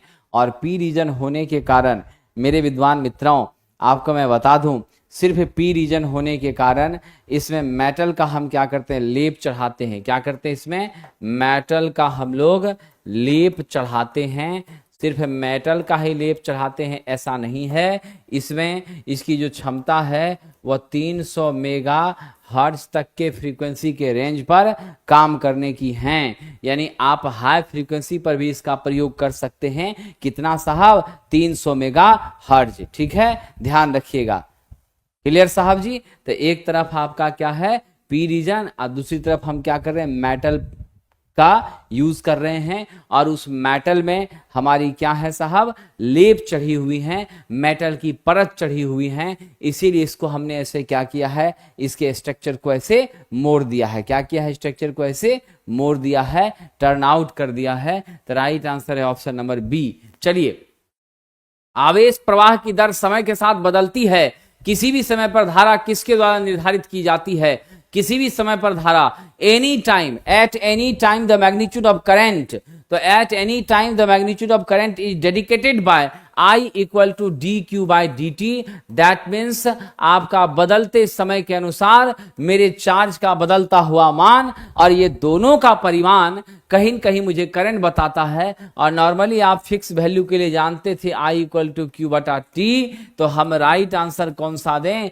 ए नंबर दें। यह जो हमारा ए नंबर है यह बदलते समय के साथ किसी भी पर्टिकुलर टाइम पे हमें क्या बता देगी? धारा का मान हमें परिलक्षित कर देगी, धारा का मान हमें सूचित कर देगी। साथियों, कुचालकों के लिए ऊर्जा बैंड अंतराल कितना होता है? तो हमारे कुचालकों के लिए जो ऊर्जा बैंड अंतराल होता है, ये मेरी वायलेंस बैंड है और ये मेरी कंडक्शन बैंड है। वायलेंस और कंडक्शन बैंड के बीच में आपका गैप 5 इलेक्ट्रॉन वोल्ट से 15 इलेक्ट्रॉन वोल्ट के बीच हुआ करता है। यानी मेरी फॉरबिडन एनर्जी गैप क्या होती है? वह अधिक होती है। क्या होती है? मेरी फॉरबिडन एनर्जी गैप यह क्या होती है साहब? अधिक होती है। और फॉरबिडन एनर्जी गैप जब मेरा अधिक होता है तो नेचुरली आप समझ लीजिए, फॉरबिडन एनर्जी गैप जब अधिक होता है, आप कितना भी टेम्परेचर दीजिए, सवाल ही पैदा नहीं होता कि वैलेंस से इलेक्ट्रॉन कहाँ जाएंगे? कंडक्शन में। और जब इलेक्ट्रॉन वैलेंस से कंडक्शन में नहीं जा पाएंगे तो ऐसी स्थिति में आप जानते हैं क्या होगा? किसी भी सूरत पर हमारा यह कंडक्टर के रूप में काम नहीं कर सकता है। सेमी कंडक्टर में इसके बीच का गैप 1 इलेक्ट्रॉन वोल्ट होता है, और हमारे कंडक्टर की बात करेंगे तो ओवरलैप होता है, एक दूसरे के बीच कोई अंतर नहीं होता, सब दूसरे पर क्या होता है? चढ़ा होता है। तो राइट आंसर यहाँ पर दिए गए ऑप्शन से 3 से 6 ही लेना पड़ेगा, क्योंकि यह दिए गए ऑप्शन में सबसे ज्यादा है। ठीक है, और 3 से 6 हो गया तो 5 तो मेरा आ ही गया ना उसके बीच में। इसीलिए ऑप्शन नंबर कौन सा सही है? सी सही है। कह रहा है सोल्डिंग सामग्री को हटाने के लिए, इसके लिए हम किसका यूज करते हैं साहब? डिसॉल्विक का यूज करते हैं, या नहीं तो डिसोल्डर का भी यूज किया जा सकता है। तो हमारा उत्तर है ऑप्शन नंबर ए। और याद रखना, सोल्डरिंग आपकी कैसी जोड़ है? यह आपका कच्चा जोड़ है। कैसा जोड़ है साथियों? कच्चा जोड़ है, पहला चीज। दूसरा महत्वपूर्ण चीज आप यहाँ पे ध्यान रखिएगा साथियों, दूसरी महत्वपूर्ण चीज है यह कच्चा जोड़ होता है। ठीक है, दूसरी बात है कि हम लोग सोल्डर के रूप में ज्यादातर किसका प्रयोग करते हैं? तो हम लोग Pb+ SN का ज्यादा प्रयोग करते हैं सोल्डर के रूप में, ठीक है। स्पेल्टर में इसका यूज नहीं होता। अलग अलग मटेरियल की सोल्डिंग के लिए अलग अलग हमें क्या लेना पड़ता है, अलग अलग मटेरियल की सोल्डिंग के लिए हमें क्या लेना पड़ता है, अलग अलग फ्लक्स लेना पड़ता है। ये भी बातें आप ध्यान रखेंगे साथियों। अगला है लैंप के श्रृंखला संयोजन में कौन सा मापदंड समान होता है। जब कई सारे लैंप सीरीज में कनेक्टेड हों तो सबके लिए हमारी क्या होती है, धारा का मान क्या होता है, सबके लिए धारा का मान एक समान होता है। क्या होता है, धारा का मान एक समान होता है। ये ध्यान रख लीजिएगा साथियों, क्या होता है, धारा का मान एक समान होता है। ऐसी स्थिति में मेरे विद्वान साथियों हमेशा याद रखिएगा, ठीक है कि नहीं, कि आपकी विद्युत धारा एक समान होती है। समानांतर रहता तो हमारी वोल्टेज क्या होती, समानांतर रहता तो मेरी वोल्टेज क्या होती साथियों, यह आपकी एक समान होती, यूनिफॉर्म होती। तो option number C is the correct answer for this question. कह रहा कार्बन प्रतिरोधक पे रंग ऐसा है, सबसे पहला रंग मेरा रेड है, फिर मेरा क्या है, येलो है, फिर आपका क्या है, ब्राउन है, और लास्ट में क्या है, सिल्वर है। रेड का कोड होता है 2, येलो का कोड बताइए कितना होता है, B Roy, ROY Roy, Y for yellow. तो येलो मेरा कितना हो गया, जल्दी बताइए। हमारा टर्म है बी रॉय, तो ये 0, ये 1, ये 2, ये 3, ये येलो 4, तो येलो का 4 हो गया। बी से ब्लैक 0, बी से ब्राउन 1, तो ब्राउन का 1 हो गया। सिल्वर का ±10% होता है। ये मेरा ए है, ये बी है, ये सी है, ये डी है। अब यहां से हम रेजिस्टेंस क्या निकालेंगे, जल्दी बताइए। ए बी इंटू 10 के पावर सी ±D%। तो ए का मान 2 है, बी 4 है, सी का मतलब 10 के पावर 1, अब प्लस माइनस आपका 10%, तो 10 के पावर 1 मतलब 10 हो गया। तो 24 गुना 10 यानी 240 ±10% हो गया। ऑप्शन नंबर कौन सा ले लीजिएगा, डी ले लीजिएगा। ऑप्शन क्या हो जाएगा, डी हो जाएगा। तो इस तरीके से आप बड़े आराम से क्या कर सकते हैं, कलर कोड को आइडेंटिफाई कर सकते हैं, निकाल सकते हैं। चलिए आगे बढ़ते हैं साहब। अगला करा, एक चालक में पैदा हुई उष्मा किसके वर्ग के समानुपाती होती है। तो आप जानते हैं ना, मेरा H बराबर I² R इंटू टी होता है। ये जूल के नियम से होता है। किसके आधार पर होता है, जूल के नियम से होता है। यहां से आपको पता चल गया H किसका समानुपाती है, I² का समानुपाती है। किसका समानुपाती है, I² के वर्ग का समानुपाती, यानी I के वर्ग का, धारा के वर्ग का, ठीक है। तो इसीलिए हम वर्ग का समानुपाती पूछा है, तो धारा के वर्ग का क्या हो जाएगा, समानुपाती हो जाएगा। ऑप्शन नंबर कौन सा दे दीजिएगा, सी। यहां हीट पूछा है, यहां पावर नहीं पूछा है। क्या पूछा है, हीट, पावर नहीं पूछा। इसलिए हीट के कारण जो हमारा डेवलपमेंट हो रहा है वो यहां पर चर्चा का विषय होना चाहिए। कह रहा नाइक्रोम तार का गलनांक, क्वेश्चन थोड़ा सा टफ है लेकिन उम्मीद करते हैं कि आप बता दीजिएगा। नाइक्रोम तार का प्रयोग हम कहां करते हैं, हम लोग इसका प्रयोग हीटिंग एलिमेंट के रूप में करते हैं। कहां करते हैं, हम लोग इसका प्रयोग हीटिंग एलिमेंट के रूप में करते हैं। और ये नाइक्रोम का तार का जो मेल्टिंग पॉइंट है वह 1400 डिग्री सेल्सियस होता है, लेकिन 1100 से ऊपर जाने पर धीरे धीरे इसकी क्या होती है, क्षमता कमजोर होती है, वेपोराइजेशन की स्थिति इसकी पैदा होने लग जाती है। तो हम लोग राइट आंसर क्या दे दें, ऑप्शन नंबर सी। निकेल और क्रोमियम का क्या होता है, यह मिश्रण होता है, जहां निकेल 80% होती है और क्रोमियम मात्र कितनी होती है, 20% होती है। चलिए, कह रहा टॉर्क में कमी को रोकने के लिए, क्वेश्चन बहुत मजेदार है साथियों। कह रहा टॉर्क में कमी को रोकने के लिए निम्नलिखित में से किस मोटर में रेजिस्टेंस को आर्मेचर के साथ कम्यूटेटर सेगमेंट के बीच में रखा जाता है।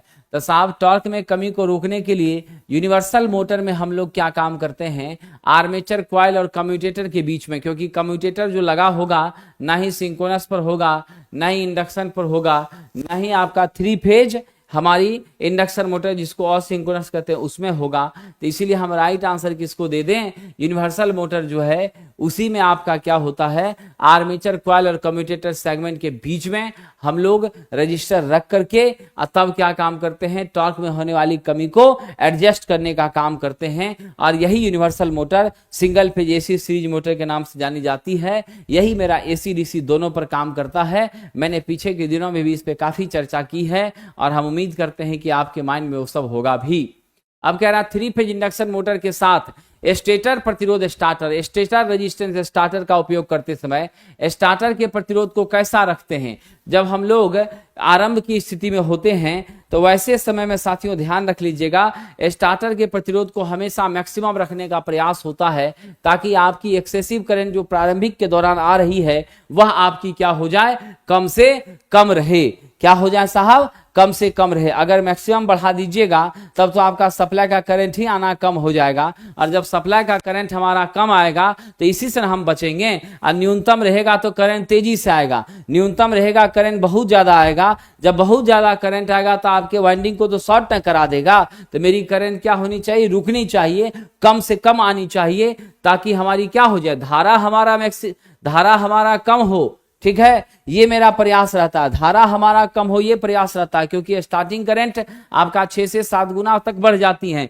तो उस करंट को हम अगर सेटलमेंट करते हैं तो हमें निसंदेह क्या होती है, ये फायदा होता है साथियों उसके सेटलमेंट करने से कि हमारी वाइंडिंग के लेमिनेशंस का डैमेज होना या मेरे वाइंडिंग का जलना, ये चीजें थोड़ी सी रिट्रेबल हो जाती हैं, मतलब पॉसिबल नहीं होती हैं, उसमें हमको बचत मिलता है। किस ट्रांसफार्मर का उपयोग बैटरी चार्जर में करते हैं, तो स्टेप डाउन का करते हैं, क्योंकि बैटरी चार्जिंग के लिए हमें कम वोल्टेज चाहिए और वह कम वोल्टेज के साथ साथ क्या होना चाहिए, अस्थिर वोल्टेज भी होना चाहिए। कम वोल्टेज के साथ साथ क्या होना चाहिए, हमारा अस्थिर वोल्टेज भी होना चाहिए। उसका फ्लक्चुएशन और वोल्टेज अगर बार बार होगा तो मेरी बैटरी अच्छे से चार्ज नहीं हो पाएगी। और स्टेप डाउन ट्रांसफार्मर में तो आप जानते हैं मेरा V1 बड़ा होता है, V2 छोटा होता है, मेरा N1 बड़ा होता है, N2 छोटा होता है, और तो और मेरा E1 बड़ा होता है, मेरा E2 छोटा होता है, मेरी I2 बड़ी होती है, I1 छोटा होता है, और मेरे K का मान लेस देन क्या होता है, 1 होता है। K का मान क्या होता है, लेस देन 1 होता है। तो राइट आंसर क्या है, स्टेप डाउन ट्रांसफार्मर। ये प्रतीक देख लीजिए किसका है, यहाँ जो प्लेन है वो स्पष्ट बता रहा है कि मेरा डीसी है, और M बता रहा है कि क्या है, आपका मोटर है। तो ये कैसा सिंबल है, मेरे डीसी मोटर का है। किसका सिंबल है, मेरे डीसी मोटर का है। चलिए आगे बढ़ते हैं। कह रहा है डीसी मशीन में जनरेटर के रूप में चले या मोटर के रूप में चले, कौन सी मात्रा एक दिशा में बनाए रखने का प्रयास करना है, किस चीज को हमें हमेशा मेंटेन रखने का प्रयास करना है।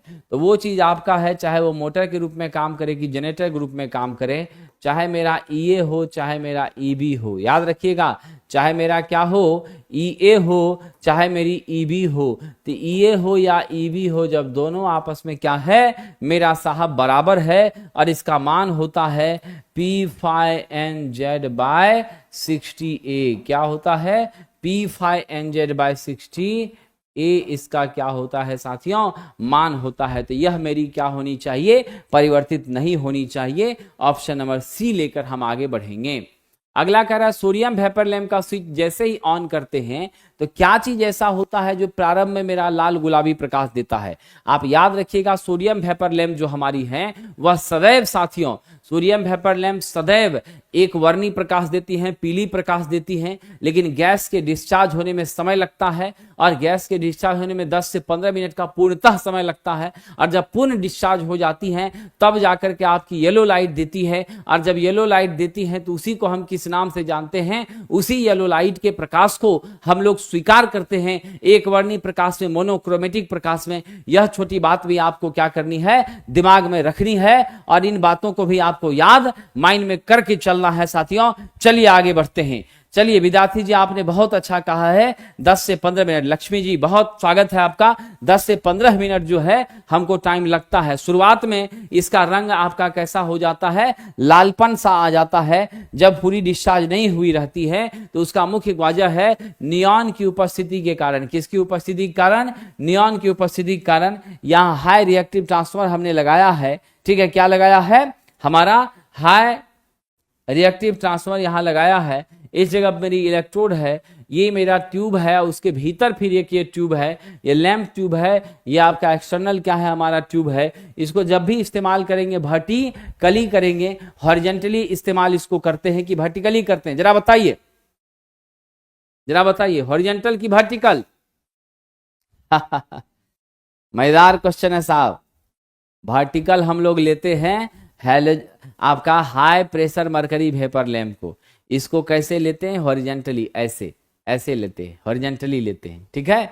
इसको क्या करते हैं, हॉरिजॉन्टली लेते हैं ऐसे। पहले स्ट्रीट लाइट में इसका प्रयोग ज्यादा होता था, अब इसका स्ट्रीट लाइट में नहीं हो रहा है।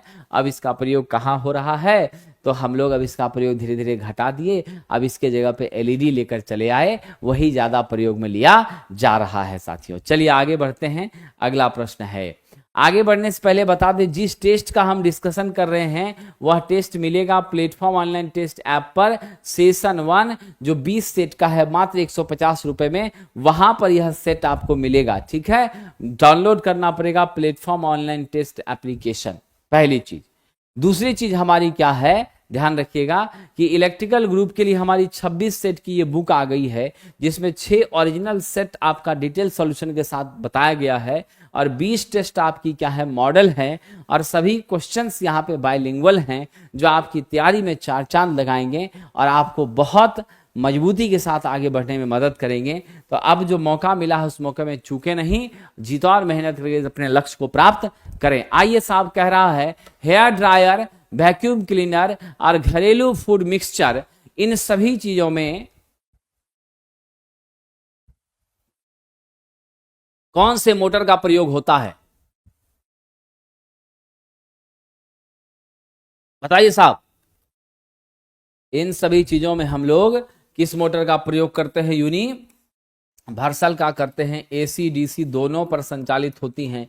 3000 आरपीएम से लेके 14,000 आरपीएम तक हम लोग मिक्सर में इसका क्या करते हैं, यूज करने का काम करते हैं। इसका स्टार्टिंग टॉर्क भी क्या होता है साहब, उच्च होता है, हाई होता है, इसमें कोई शक नहीं है। हम राइट आंसर किसको ले लें, बी नंबर ले लें साथियों, यूनिवर्सल मोटर। कह रहा है एक साइन वेव का धनात्मक मान अधिकतम होगा। मेरे साइन वेव का धनात्मक मान कहां पर अधिकतम होगा, मेरे साइन वेव का धनात्मक मान जो अधिकतम होता है वह 90 डिग्री पर होता है। ये मेरा 90 डिग्री और ये मेरा धनात्मक मान। अगर आप Vm लेके चलते हैं तो प्लस Vm होगा, अगर आप I लेके चलते हैं इसको तो यह प्लस यहाँ पे क्या होगा, Im होगा। इस जगह पर मेरी माइनस Vm माइनस क्या होती है, Im होती है 0। ये मेरा π/2, ये पाई 3π/2, 2π, 360 का मेरा क्या होता है, एक साइकिल पूरा होता है। तो 90 पर मेरी क्या होती है, मान पॉजिटिव होती हैं, इसमें कोई शक नहीं। और उसी पर हमको मैक्सिमम वैल्यू हमको मिल जाती है, क्या होती हैं, उसी पर हमको मैक्सिमम वैल्यू मिल जाती है। आइए इलेक्ट्रोप्लेटिंग शुरू करने से पहले कौन सा काम करना चाहिए। इलेक्ट्रोप्लेटिंग जो है जब भी आप करिएगा तो सबसे पहला और सबसे महत्वपूर्ण काम होता है हमारा साहब cleaning.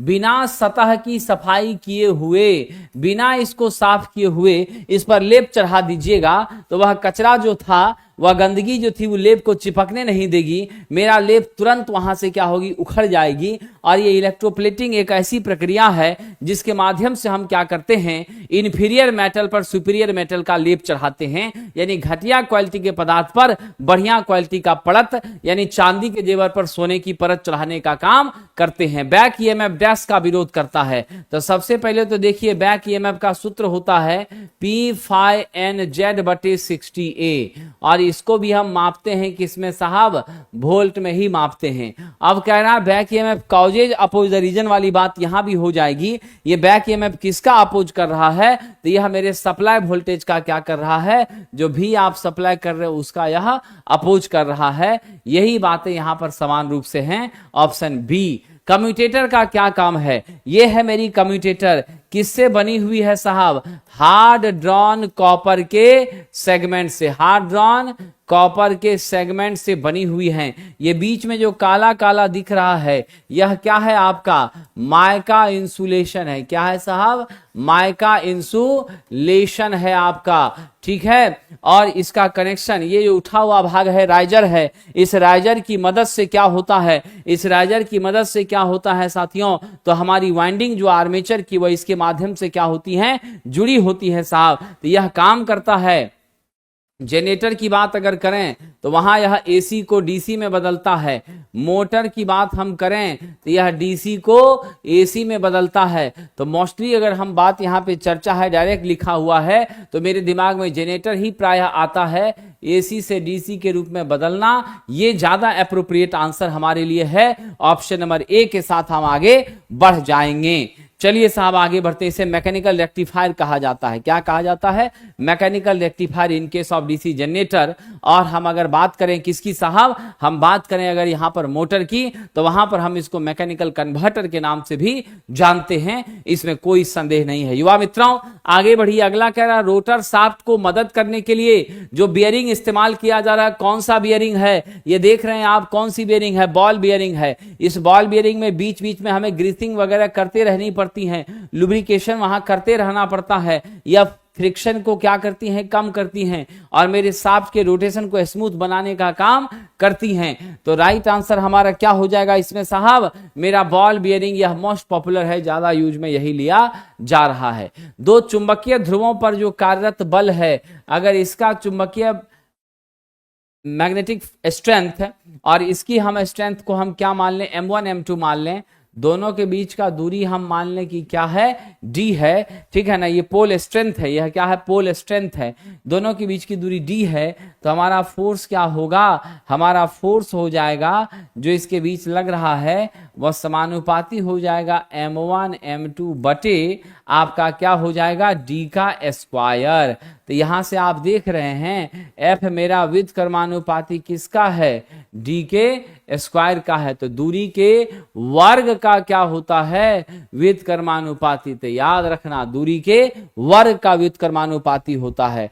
Option number D is the correct answer. कह रहा जब किसी सीसा एसिड बैटरी को हाई करंट से डिस्चार्ज या चार्ज करते हैं तो क्या प्रॉब्लम आता है? जब हाई करंट से चार्ज या डिस्चार्ज करिएगा तो बूस्ट चार्जिंग है, वैसी स्थिति में कहीं ना कहीं अगर आप लंबे समय तक इस गतिविधि को बनाए रखते हैं तो बकलिंग हो जाएगी, और जो आपकी प्लेट्स हैं वह प्लेट्स मुड़ने लग जाएगी। वह प्लेट्स क्या होगी?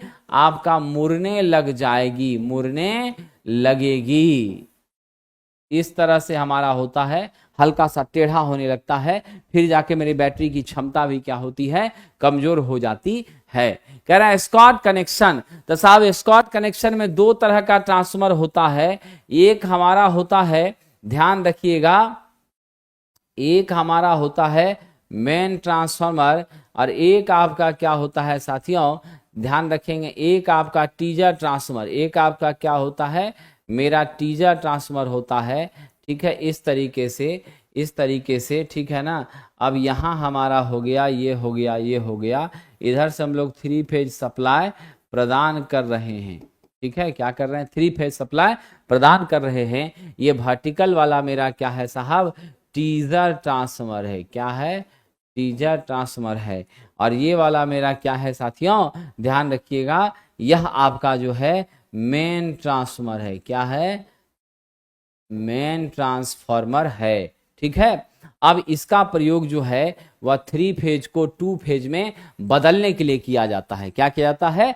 3 फेज को 2 फेज में बदलने के लिए किया जाता है, जिसके माध्यम से भट्टी वगैरह को हम सप्लाई देने में कामयाब हो जाते हैं, ठीक है। और जरूरत पड़ा तो 2 को भी 3 में हम बदलने में कामयाब हो जाते हैं। मेरा राइट आंसर क्या हो जाएगा? 3 चरण आपूर्ति को 2 चरण की आपूर्ति में बदलना। इस उद्देश्य को पूरा करने के लिए हम लोग किसका प्रयोग कर रहे हैं? तो स्कॉट कनेक्शन का कर रहे हैं। स्कॉट कनेक्शन को T2T कनेक्शन कहा जाता है।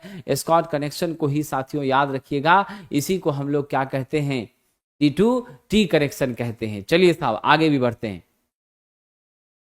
अगला प्रश्न, अगला कह रहा है छत पंखा का घूमने वाला हिस्सा। तो मेरे सामने छत का पंखा लगा हुआ है मेरे सामने क्या है, छत का पंखा लगा हुआ है आपके बोर्ड पर। इसके घूमने वाले भाग को क्या कहिएगा? इसका जो भाग घूमता है वो यह बॉडी, यही नीचे वाली क्या होती, घूमती है। ये रॉड स्थिर रहता है। ये बॉडी जो हमारी घूमती है, यहाँ पर आपका सॉकेट के माध्यम से क्या लगा हुआ है, आपका कंडेंसर लगा हुआ है।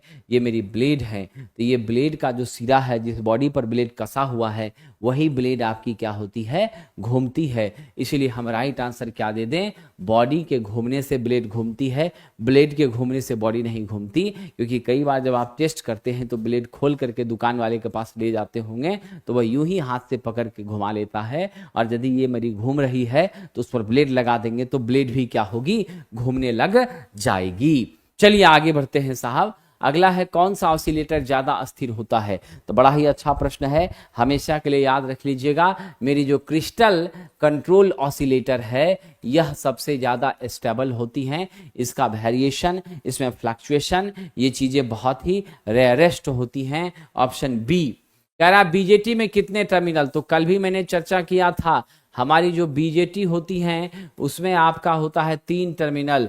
एन पी एन अगर हमने कहा है तो यह मेरा क्या है साहब, ध्यान रखिएगा, ये मेरा है इमीटर का टर्मिनल, ये मेरा है बेस का टर्मिनल, ये है मेरा कलेक्टर का टर्मिनल। तो क्या देखा आपने, 1 2 3 लेयर। और कितना हमारा टर्मिनल है, 1 2 3 टर्मिनल है। और तो और आप देख लीजिए जंक्शन कितने हैं, यहाँ पर एक जंक्शन है, अब पी एन के बीच में यहाँ पर दूसरा जंक्शन है। तो यानी आपके पास टोटल कितने जंक्शन हो गए, तो टोटल हो गए 1 + 1 = 2 जंक्शन। तो याद रखना हमारी 3 लेयर होती हैं, 3 लेयर होती हैं। 3 मेरा क्या होता है, टर्मिनल होता है, ठीक है। 2 आपके क्या होते हैं, जंक्शन होते हैं। और यह क्या करता है, तो करेंट कंट्रोल डिवाइस है। क्या है यह आपका करेंट कंट्रोल्ड डिवाइस है। इस बात का ध्यान रखिएगा, क्या है, इस बात का ध्यान रखिएगा।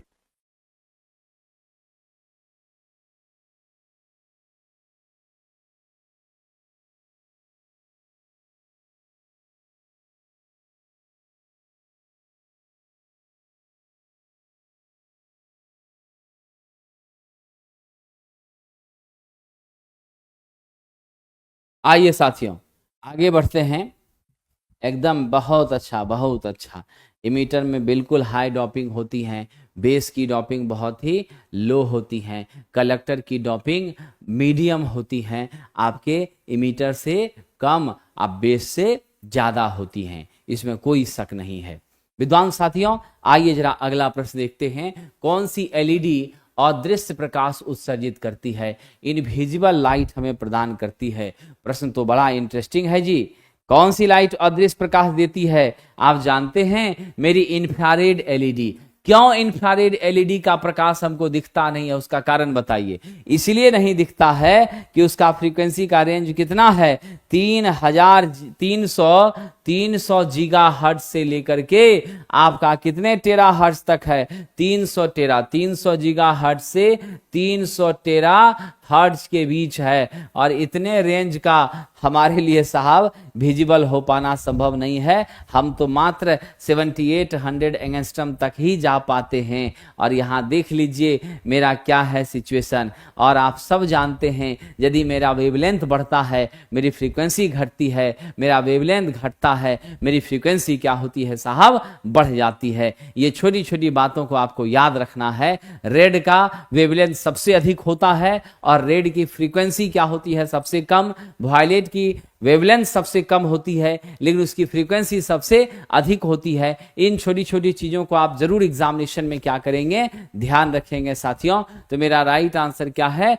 ऑप्शन नंबर डी है। चलिए आगे बढ़ते हैं। विद्युत उपकरण में स्पार्किंग का कारण क्या हो सकता है? ढीला कनेक्शन जो है वह स्पार्किंग का सबसे महत्वपूर्ण कारण है। तो राइट आंसर क्या दे दीजिएगा, ढीला कनेक्शन। इसलिए कहा जाता है कभी भी लूज वायरिंग नहीं करनी है, कभी भी ढीला वाइंडिंग हमें नहीं लपेटना है। कभी भी आप लोग जब भी वाइंडिंग करना है तो आपको क्या करना है, टाइट वाइंडिंग करनी है। हमारे तार को हमेशा आप क्या कीजिए, टाइट फिट करिए, उसको लटका हुआ झूलता हुआ एकदम नहीं मेंटेन करिए। आइए साहब आगे बढ़ते हैं। अगला प्रश्न आपकी सेवा में है। निम्नलिखित में किस पर कंडक्टर कंडक्टर का प्रतिरोध विपरीत ढंग से बदलता है या अच्छा, एक प्रश्न यहां पर और भी है, अल्टरनेटर को सिंक्रोनाइज करने की दो विधियां। सिंक्रोनाइज करने का मतलब है मेरा फेज सीक्वेंस भी क्या होना चाहिए, फेज सीक्वेंस भी मेरा सेम होना चाहिए, प्लस दूसरी महत्वपूर्ण बात देख लीजिए, आपकी फ्रीक्वेंसी सेम होनी चाहिए, वोल्टेज का लेवल क्या होना चाहिए, सेम होना चाहिए। ये सारी बातें अगर होंगी तभी जाके सिंक्रोनाइजेशन होगा। और आप एक छोटी सी बात रखिएगा साहब दिमाग में हमेशा कि हमारा जो है कि सिंक्रोनाइजेशन एक वो प्रक्रिया है जिसके माध्यम से हम प्रॉपर कनेक्शन किसके किसके बीच करते हैं। इसके माध्यम से प्रॉपर कनेक्शन साथियों हम बस बार अल्टरनेटर के बीच कर पाते हैं या दो अल्टरनेटर को हम प्रॉपरली जोड़ने में क्या होते हैं, सक्षम हो पाते हैं। ये चीजें आपकी क्या हैं, तो हमारी सिंक्रोनाइजेशन के कारण होती हैं। और ये सिंक्रोनाइजेशन को सेटलमेंट करने की जो दो महत्वपूर्ण विधियां हैं उसमें हमारी साहब लैंप विधि और आपकी सिंक्रोस्कोप विधि महत्वपूर्ण है। सबसे बढ़िया विधि सिंक्रोस्कोप है। लैंप में भी हम लोग डार्क लैंप मेथड और टू ब्राइट लैंप मेथड इसका यूज करते हैं, जिसमें ब्राइट लैंप ज्यादा अच्छा माना जाता है साथियों। चलिए, निम्नलिखित में किस पर कंडक्टर का प्रतिरोध विपरीत ढंग से बढ़ता है? तो साहब जी कंडक्टर के प्रतिरोध का कोण हमारा क्या होता है, व्युत्क्रमानुपाती। तो R बराबर आप जानते हैं रो L/A होता है। मेरा रजिस्टर L के समानुपाती होता है। मेरा रजिस्टर पदार्थ की प्रकृति के बिल्कुल क्या होता है, उस पर निर्भर करता है, उसके समानुपाती भी होता है। फिर अगर हम बात कर लें तो मेरा रजिस्टर कंडक्टर का खास करके तापमान के भी क्या होता है, समानुपाती, ताप के भी क्या होता है, समानुपाती होता है। उसके बाद अगर हम विद्यार्थी जी आगे बढ़ लें तो हम यहां से क्या महसूस किए, मेरा जो रजिस्टर है सिर्फ क्रॉस सेक्शन एरिया का क्या हो रहा है, व्युत्क्रमानुपाती हो रहा है। तो हम क्रॉस सेक्शन एरिया बढ़ाते हैं, मेरा प्रतिरोध क्या होता है साथियों, ध्यान दीजिएगा, मेरा प्रतिरोध घट जाता है। क्रॉस सेक्शन एरिया घटाते हैं तो प्रतिरोध बढ़ जाता है। यानी मोटे चालक तार का प्रतिरोध कम होगा, पतले चालक तार का प्रतिरोध क्या होगा, उच्च होगा। ये बेसिक बातों को आप हमेशा दिमाग में रख लीजिए। साहब कह रहा है तीन समान बल्ब कैसे जुड़े हैं, सीरीज में जुड़े हैं। तीन समान बल्ब कैसे जुड़े हैं, सीरीज में जुड़े हैं, ठीक है। और एक साथ उसकी शक्ति क्या है, m है। इस तीनों की शक्ति क्या है, m है। अलग अलग बल्ब समांतर में जोड़ दीजिएगा तो शक्ति का प्रसार क्या हो जाएगा। तो अब यहां से ध्यान दीजिएगा, जब ये m है तो तीनों एकल कितना खपत करेगा, क्योंकि आप जानते हैं यहां पर मेरा जो पावर होता है खास करके सीरीज में मेरी पावर कम हो जाती है। क्या होती है, कम होती है। तो जब तीनों मिला के m होगा तो एक का कितना, एक का मेरा हो जाएगा साहब, ध्यान दीजिएगा 3m। कहिए कैसे 3m हुआ, तो 3m। अब बटा फिर आप करिएगा 3, तब ना आपका 3 कट के मेरा सिर्फ m बचेगा, है कि नहीं, तब ना 3 कट के m बचेगा। तो एक का 3 हो गया। अब जब इसको हम पैरेलल करते हैं, अब इसको जब हम पैरेलल करते हैं तो 3m और आपका 3m बराबर क्या हो गया, 3 + 3 बराबर 9m आपका आ गया। क्या आ गया आपका, 9m आ गया, ठीक है। तो राइट आंसर क्या हो जाएगा, जल्दी बताइए। राइट आंसर क्या होगा, ऑप्शन नंबर डी। पैरेलल में पावर बढ़ता है और श्रेणी में पावर आपकी क्या होती है, घट जाती है। चलिए, नाउ द नेक्स्ट क्वेश्चन। हाँ, ये है हमारा बुक रुक्मिणी प्रकाशन से, बेसिक साइंस इंजीनियरिंग ड्राइंग की। इसी बुक को आप फॉलो करिए। इलेक्ट्रिकल ग्रुप के लिए IIT trade theory, automobile group के लिए जहाँ पे diesel mechanic, motor mechanic, tractor mechanic के लिए मेरा ऑटोमोबाइल का ग्रुप है, ये आपका बुक बेहतर है। और fitter, Turner, machinist, welder, plumber के लिए मेरा मैकेनिकल ग्रुप का ये बुक। इस बुक से संबंधित किसी भी जानकारी के लिए आप 7079212121 पर कम्युनिकेट कर सकते हैं ऑफलाइन मार्केट में, और हमारे फ्लिपकार्ट, अमेजन सभी जगह ये बुक क्या होती हैं, उपलब्ध है साथियों, जहां से आप सेवा ले सकते हैं। आगे बढ़ें। अगला प्रश्न है, एक संधारित्र जो तुलनात्मक रूप से लंबे समय तक बैटरी से जुड़ा है डैश हो सकता है। अगर लंबे समय तक हमने क्या किया है, एक कैपेसिटर को बैटरी के साथ जोड़ दिया है, तो what will be the behaviour of this, ये क्या हो जाएगा, चार्ज हो जाएगा, आवेशित हो जाएगा। क्या हो जाएगा साहब, आपका आवेशित हो जाएगा, चार्ज हो जाएगा, इसमें कोई शक नहीं है। और हम सब लोग जानते हैं कि कैपेसिटर इलेक्ट्रिक फील्ड के फॉर्म में क्या करता है, ऊर्जा का संग्रहण करने का काम करता है, इसमें कोई शक नहीं है। चलिए आगे बढ़ते हैं साहब। 10 माइक्रोफैराड के 3 कैपेसिटर सीरीज में हैं, समान धारिता क्या होगी। तो आपके पास साहब क्या है, 10 माइक्रोफैराड का कितना कैपेसिटर, 3 कैपेसिटर है। तो जब सबका मान समान है तो सी इक्विवेलेंट क्या कीजिएगा, C/3 कर दीजिएगा। पैरेलल जैसा अप्रोच होता है तो C/3 मतलब कितना हो गया, 10 माइक्रोफैराड बटे 3 कर दीजिए, क्या हो जाएगा 3.33 आपका क्या हो जाएगा, माइक्रोफैराड हो जाएगा। ऑप्शन नंबर क्या करेंगे, डी लेकर चलेंगे। क्या करेंगे, डी लेकर चलेंगे। तो चुटकियों में ये हल हो गया। 6 पोल 50 हर्ट्ज के अल्टरनेटर की गति, तो मेरा NS बराबर, अल्टरनेटर है तो सदैव NS पर ही चलेगा, NS बराबर 120 F/, क्या होता है P। तो 120 गुना आपका 50 कर दीजिए, 120 गुना 50 कर दीजिए, बटा आपका 6 हो जाएगा। तो मेरा मान कितना हो गया साहब, 3000/6। जल्दी बताइए, 6000 बटा 6 क्या हो जाएगा, ये 12 पंचे 60, 6000/6, इसका मान हो गया 1000 RPM। तो उत्तर हम कौन सा ले लेंगे, बी नंबर, 1000 RPM उत्तर कौन सा लेंगे, बी नंबर लेंगे। तुल्य प्रतिरोध ज्ञात करिए, तो बड़ा अच्छा प्रश्न है। ये दोनों का इक्विवेलेंट निकालिए, क्या हो जाएगा, 2/2 बराबर 1 ओम। इस तीनों का निकालिए, सेम है तो 3/3 बराबर 1 ओम। तो क्या क्या मेरे पास मिला, 1 ये दोनों मिल गया। तो अब जरा चेक कर लीजिए, यहां भी 1 ओम, यहां भी 1 ओम, टर्मिनल ए, और यहां भी आपका क्या हो गया 1 ओम। तो मेरा ए और बी के बीच में मिला के टोटल कितना, तीनों का जोग हो जाएगा 1 + 1 + 1, सब आपका श्रेणी में है। तो उत्तर क्या हो जाएगा आपका 3 ओम हो जाएगा। तो समझ गए, तो बहुत ज्यादा आपको परेशान होने की जरूरत नहीं है, सेपरेट सेपरेट सबका निकाल लीजिए। और हम सबको मालूम है, जब समान मान आर के n प्रतिरोध कैसे जुड़े हों पैरेलल में, तो R इक्विवेलेंट क्या हो जाता है, R/n हो जाता है, जहां R प्रतिरोध की मात्रा है और n हमारा क्या है साथियों, नंबर ऑफ प्रतिरोध है, जो समान है उसकी संख्या है। ठीक है, आगे बढ़िए। 250 वोल्ट पर मूल्यांकित 500 वाट और 200 वाट के 2 बल्ब के प्रतिरोध का अनुपात। तो सबसे पहले हम R1 की बात करें, तो मेरा R1 क्या हो जाएगा साथियों, 250 के स्क्वायर बटे आपका 500।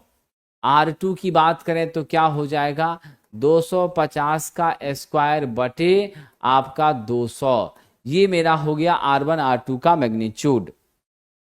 अब आप दोनों का क्या कर दीजिए, रेशियो निकाल दीजिए, है ना, यही ना आपसे कह रहा है। R1 R2 का क्या करिए, रेशियो निकाल दीजिए। तो जब रेशियो निकालिएगा तो क्या करिएगा, 2 बल्बों के प्रतिरोध का अनुपात, तो हम R1 बटे यहाँ R2 करते हैं। तो कर लीजिए साहब, 250 का स्क्वायर बटे आपका 500 इंटू, फिर हमारा क्या हो गया, डेफिनेटली देख लीजिए, इंटू आपका क्या हो गया साहब, मेरा हो जाएगा, बटा में है ना, बटा में है तो इसको पलट दीजिएगा, तो क्या हो जाएगा 200 और नीचे हो जाएगा 250 का स्क्वायर। ये दोनों कट गया, 2/5 हो गया, R1 बटे R2। तो कौन सा उत्तर लीजिएगा जी, जल्दी बताइए कौन सा उत्तर लीजिएगा, 2:5, option number B, 2:5, option number B. चलिए आगे बढ़ते हैं। तुल्यकालिक मोटर में डैश की आवश्यकता होती है, तो हम सब जानते हैं मेरी तुल्यकालिक मोटर जो होती है उसमें साहब बहुत झमेला होता है। 3 फेज का AC सप्लाई हमको स्टेटर को देना पड़ता है। रोटर में हम लोग क्या करते हैं, तो हम रोटर में साहब जी स्लिप रिंग लगा करके, 2 स्लिप रिंग लगा करके DC सप्लाई किसको देते हैं, इसके रोटर को देते हैं। यह कैसी मशीन होती हैं? डबल एक्साइटेड होती हैं। क्या होती हैं? डबल एक्साइटेड मशीन होती हैं। ठीक है, उसके बावजूद भी यह सेल्फ स्टार्टिंग नहीं होती। क्या होती हैं? उसके बावजूद भी यह सेल्फ स्टार्टिंग नहीं होती। इसको स्टार्टिंग बनाने के लिए हमें पोनी मोटर का प्रयोग करना पड़ता है, या नहीं तो हम डैम्पर बार का क्या करते हैं? प्रयोग करते हैं, डैम्पर वाइंडिंग का प्रयोग करते हैं। तो बहुत इसमें झमेले हैं साथियों। डेफिनेटली यह बात तो ध्रुव सत्य है कि यहाँ पर स्पीड NS और NR आपस में क्या होती हैं? बराबर होती हैं। और जब दोनों का मान बराबर होता है तो मेरा स्लिप डेफिनेटली यहाँ क्या हो जाएगा? 0। भले लोड आप कितना भी परिवर्तित कर दीजिए, भले लोड आप कितना भी परिवर्तित कर दीजिए, यह सिर्फ और सिर्फ एक ही गति NS पर ही चलता है, इसमें कोई शक नहीं है साथियों। ठीक है, तो अब यहाँ पे क्या पता चला? इसमें क्या हो जाएगा? 3 फेज प्रत्यावर्ती धारा, अदिश धारा आपूर्ति, ये दोनों का समावेश होता है, दोनों का यूज करना पड़ता है। डबल एक्साइटेशन, इसी के लिए हम इसको कहते हैं। इसका विशेष प्रयोग है साथियों, इसका विशेष प्रयोग है, जानते हैं क्या? यह जो है हमारी कहीं ना कहीं आपके पावर फैक्टर का इंप्रूवमेंट के लिए और मेरे वोल्टेज रेगुलेशन के सेटलमेंट के लिए सबसे ज्यादा इस्तेमाल में ली जाती हैं साथियों। चलिए आगे बढ़ते हैं। पोर्टेबल ड्रिल में निम्नलिखित में से किस मोटर का उपयोग हो रहा है? तो डेफिनेटली हमारे यूनिवर्सल मोटर का प्रयोग हो रहा है। ड्रिल वगैरह में हम लोग किसका यूज करते हैं? यूनिवर्सल मोटर का ही यूज करते हैं। टॉर्क भी उच्च होती है, स्पीड भी जबरदस्त होती है। कह रहा किसी पावर ट्रांसफर में टैपिंग स्विच, तो टैपिंग स्विच जब भी लगता है साथियों, ध्यान रखिएगा, मेरे लोड साइड में लगता है, सेकेंडरी साइड में लगता है। कहां लगता है? सेकेंडरी साइड में लगता है, जिसके माध्यम से आप क्या कर सकते हैं?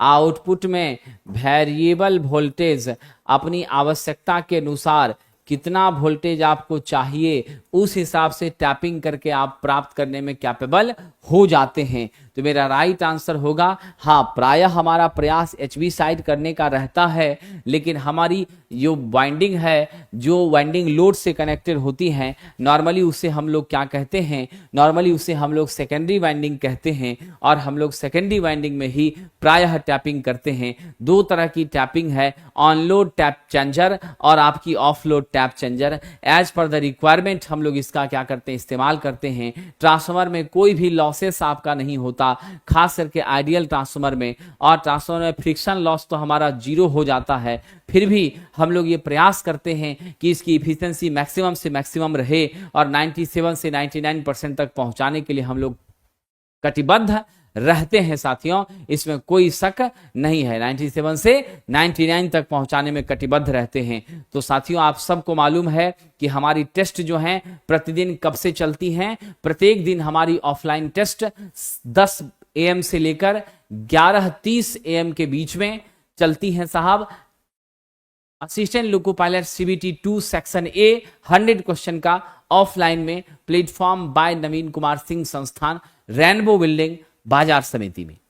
दूसरे नंबर पर आ जाइए, जस्ट उसके 15 मिनट बाद 11:45 से 1:45 के बीच में 75 क्वेश्चन का असिस्टेंट लोको पायलट के लिए स्पेशल ट्रेड का टेस्ट होता है, जो बाइलिंगुअल क्वेश्चन होती है, जिसका डिस्कशन हम आज सुबह 8 AM के बीच आपसे करते हैं। यही टेस्ट आपको प्लेटफॉर्म ऑनलाइन टेस्ट ऐप पर मिलती हैं, और हमारी नई बैचेज भी चल रही हैं, जो बैचेज स्पेशली फॉर ALP के लिए हैं, जो आपके मिनिमम पासिंग मार्क्स तक आपको अचीव करवाएंगी। 45 का लक्ष्य लेकर हम चल रहे हैं। खूब मन से पढ़िए, मेहनत करिए, और जीतौर समर्पण के साथ इस बार सफलता हासिल करिए। बहुत बहुत धन्यवाद साथियों।